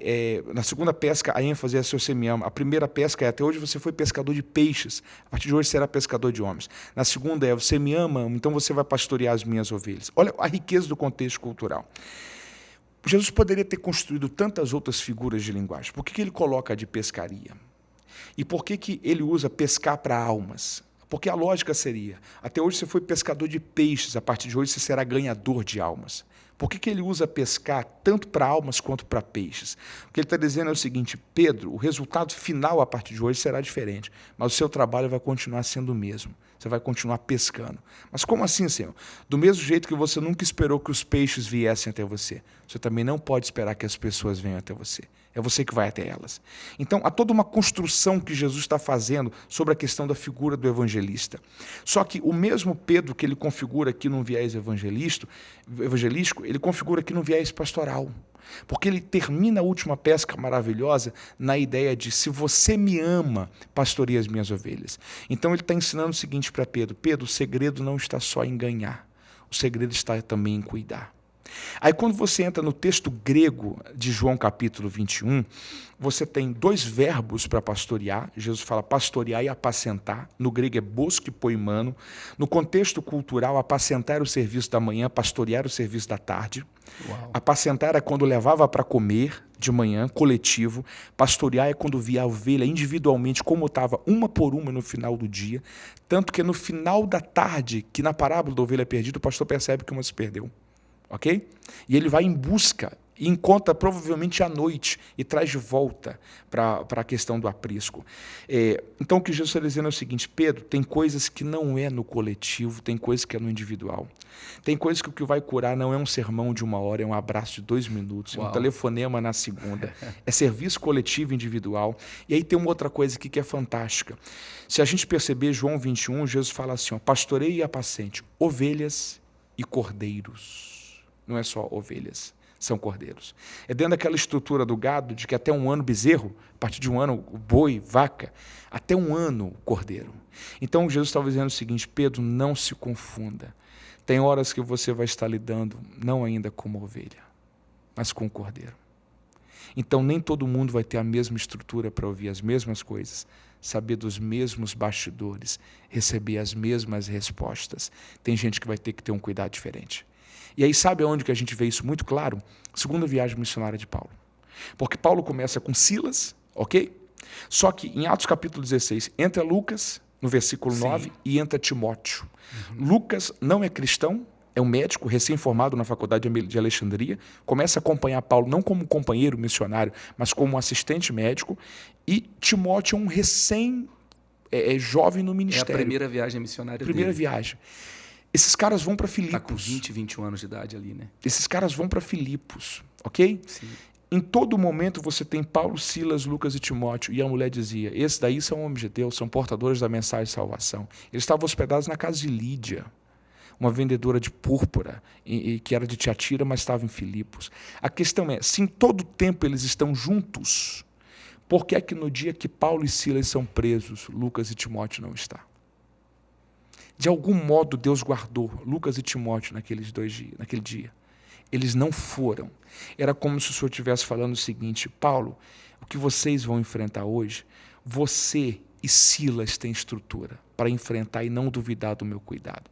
Mas só que Lucas e Timóteo ainda não. Porque até Deus sabe diferenciar quando ele está lidando com ovelhas e quando ele está lidando com cordeiros. É muito rico, hein? Então, a riqueza do contexto cultural, outra coisa fantástica. Um pastor nunca era dono das ovelhas. Ok? Davi não era dono das ovelhas. Era do pai dele. Era do pai. Moisés não era dono das ovelhas. Era do sogro. Quando Jesus chama Pedro, Jesus fala, você me ama? Amo. Então pastorei as minhas ovelhas. Porque a lógica é de que Deus não dá ovelhas para pastores, mas Deus dá pastores para as suas ovelhas. Cada pastor é um presente de Deus para um lugar.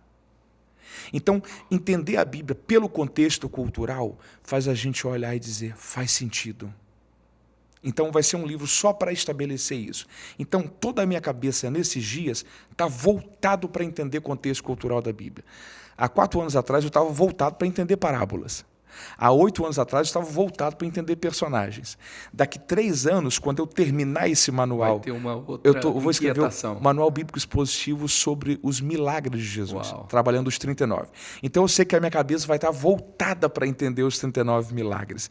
Então, eu, pela experiência pessoal, daria esse conselho. Qual o melhor meio da gente estudar a Bíblia? Estude por assuntos, ok?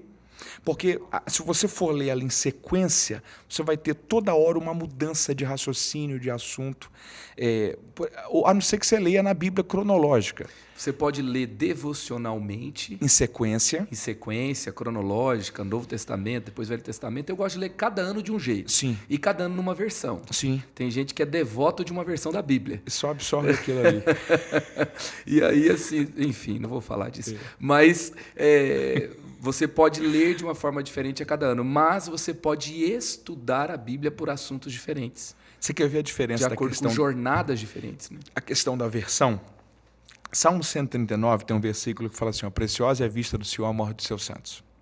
Qual que é o nosso sentimento daquele versículo ali? É Deus feliz quando um santo morreu, ok? Tem um corte maravilhoso seu falando sobre isso, hein? A ideia de iacar. Pega lá no Insta do pastor Mateus. Que é a ideia de custoso, ok? Que é a ideia de custa muito, dói, quando um dos filhos de Deus morre. Que é a ideia de que Deus investiu na gente para que a gente sirva no seu reino, ok? Sim. E o mau cuidado com a vida pode a gente fazer antes. Ainda que tenha um salmo que você fala, por exemplo, todos os nossos dias foram contados. Você tem várias argumentações que parecem levar para esse tempo. Você tem vários textos da Bíblia que falam também sobre o perigo da pessoa não partir antes da hora. Ok? A ansiedade não antecipar o seu tempo de vida. Por quê? Porque é a lógica literalmente de que a vida é um presente de Deus que Deus nos dá. Se a gente faz uma boa gestão dela, a gente pode viver tudo que está pronto. Se a gente viver de modo errado, esmazelado, sem cuidado, a gente pode antecipar o nosso fim pelo desgaste do corpo, pelo desgaste das emoções, pelo desgaste de uma qualidade produtiva. Isso faz doer o coração de Deus. Faz doer. Quais são as únicas 2 versões que traduzem isso certo? A King James e a Bíblia de Jerusalém. Okay? A NVI também chega na mesma linha, mas você pega Almeida, trabalha a ideia de preciosa. Então, mudar a versão é interessante. Ou então, ir lendo, mas comparando já ali com outras versões. Quando você vai estudar a Bíblia, é importante que você compare diferentes versões. Sim. e vá para bons comentários e assim por diante. Né? E é uma questão de bom senso, né? Porque eu estou pensando num texto que há 2000 anos está sendo pensado. É muita presunção minha olhar para mim e dizer, não, você vai conseguir identificar esse texto independente da ajuda de ninguém. Na sua cultura atual. Há 2000 anos estão pensando ele. Só se for uma revelação divina para um contexto. Paul e Washer, olha lá, né? Paul Washer fala uma coisa interessante. Paul Washer diz que se Deus me revelar algo que nunca revelou a ninguém... Talvez Deus foi injusto com 2000 anos de cristianismo. Meu Deus. Ele trabalha a ideia de que, na verdade... Talvez Deus foi o quê? Foi justo com 2000 anos de cristianismo? Não, é a ideia de... Se Deus só tinha isso para revelar agora, então Deus privou 2000 anos e deu isso só para mim. É a ideia dele. Entendi. Eu não coloco como uma doutrina, mas eu penso a ideia do seguinte. Se eu tive uma percepção, um insight sobre um texto, daqui a pouco eu vou ver que eu não fui o único que tive. Mais gente teve durante esse ano. Okay? Se eu fui o único que pensou assim em 2000 anos de cristianismo, eu tenho que pensar se de fato eu tive ali uma revelação de Deus. No mínimo, eu tenho alguma revelação agora por causa da contribuição de todos que vieram antes. Sim. E se eu desonrar, eu não vou chegar. E Deus compartilhou isso com outras pessoas em outros tempos. A multiforme graça de Deus vai acontecendo. Meu Deus. Que riqueza. Que bom. Que tempo incrível. Que legal a gente já estou sabendo até das suas jornadas de estudos para as próximas produções literárias tem alguns que vão dar também. Dependo muito que Deus me dê vida e saúde para isso, né? De conseguir. Então cuida da saúde. Tem novos projetos de livros que, se Deus me permitir, vou ficar muito feliz de escrevê-los. Se alguém quiser adquirir seus livros... No Instagram, a pessoa tem um link de acesso para uma página que é o Edições Acadêmicas, www.edições acadêmicas, que a pessoa pode adquirir por lá, tanto a enciclopédia como o Manual das Parábolas e também o Guia do Estudante da Bíblia. O Guia do Estudante da Bíblia, ele é, na verdade, uma dinâmica de perguntas e respostas sobre centenas de questões polêmicas da Bíblia.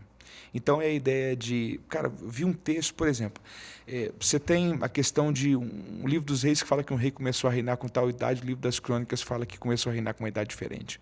Então, o evangelho diz que foi um cego em Jericó, o outro evangelho fala que foram 2.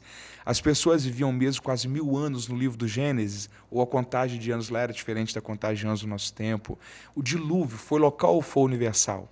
A Bíblia diz que as águas do dilúvio encobriram toda a terra, mas tem espécies que vivem apenas em uma região. Se o dilúvio for universal, como que o Noé fez para preservar espécies que vivem apenas em outros continentes?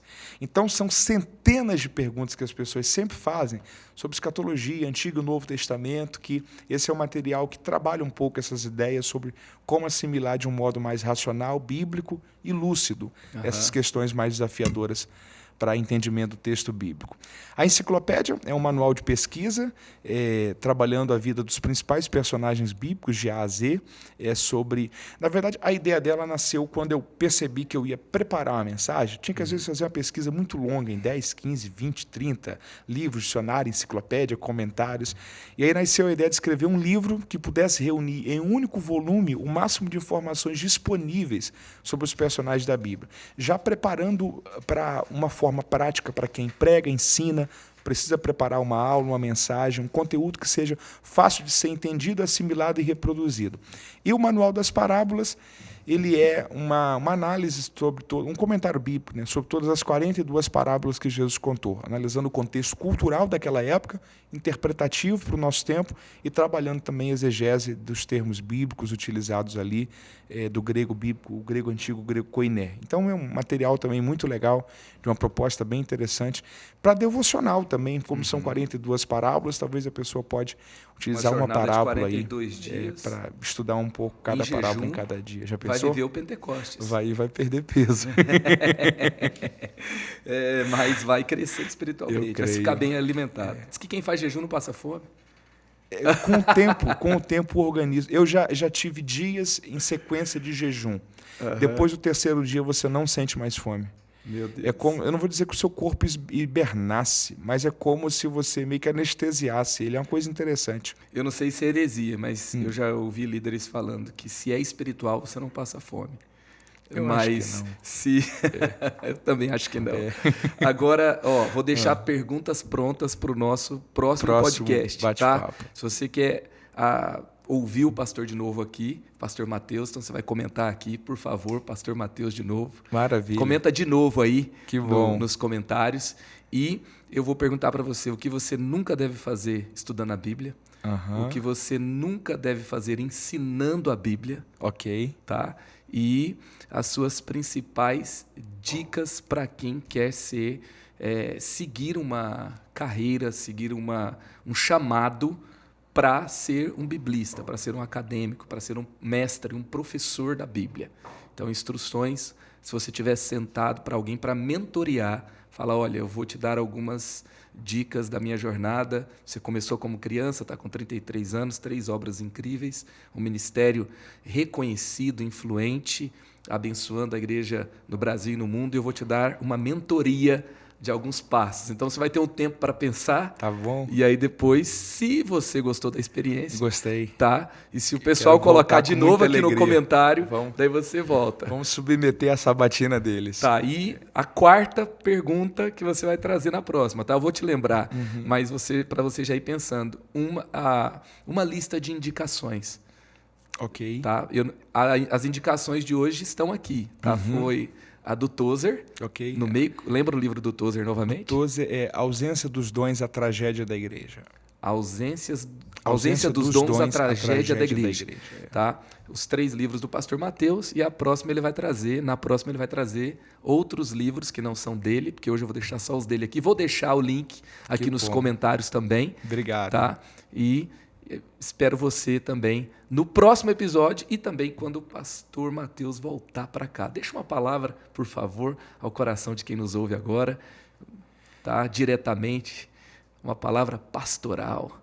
Que vocês aproveitem a vida, porque a vida a gente só vive uma única vez. E não existe uma segunda chance, uma segunda oportunidade para vivê-la.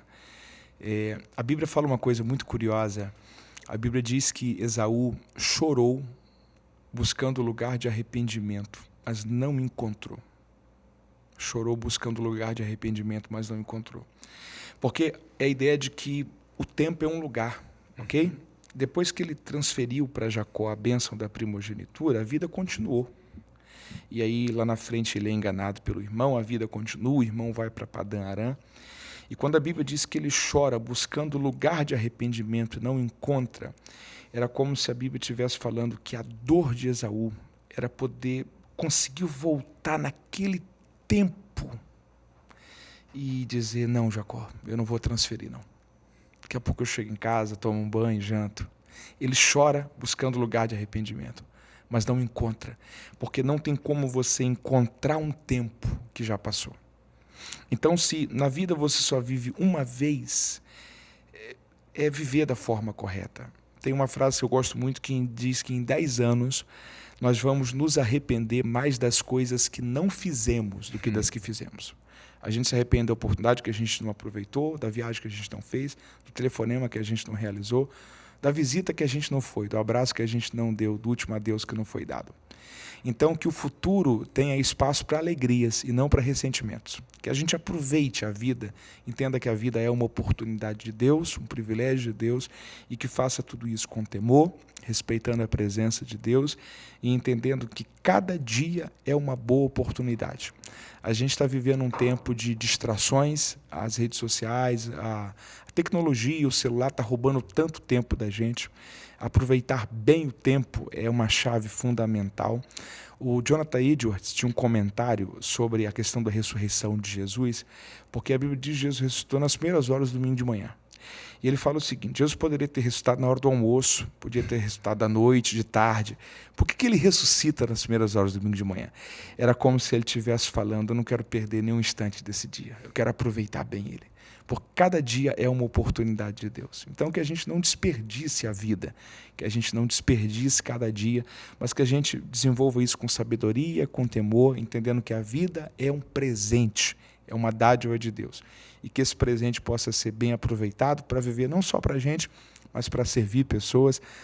A vida que serve, a vida que é vivida para outras pessoas, né? É o sentido da vida. Então essa é a palavra de orientação que eu deixo para você que está ouvindo a gente, que você possa dedicar a sua vida a Deus, ao chamado que Deus tem para a sua vida e não perder mais tempo, porque tempo é um patrimônio, é um privilégio.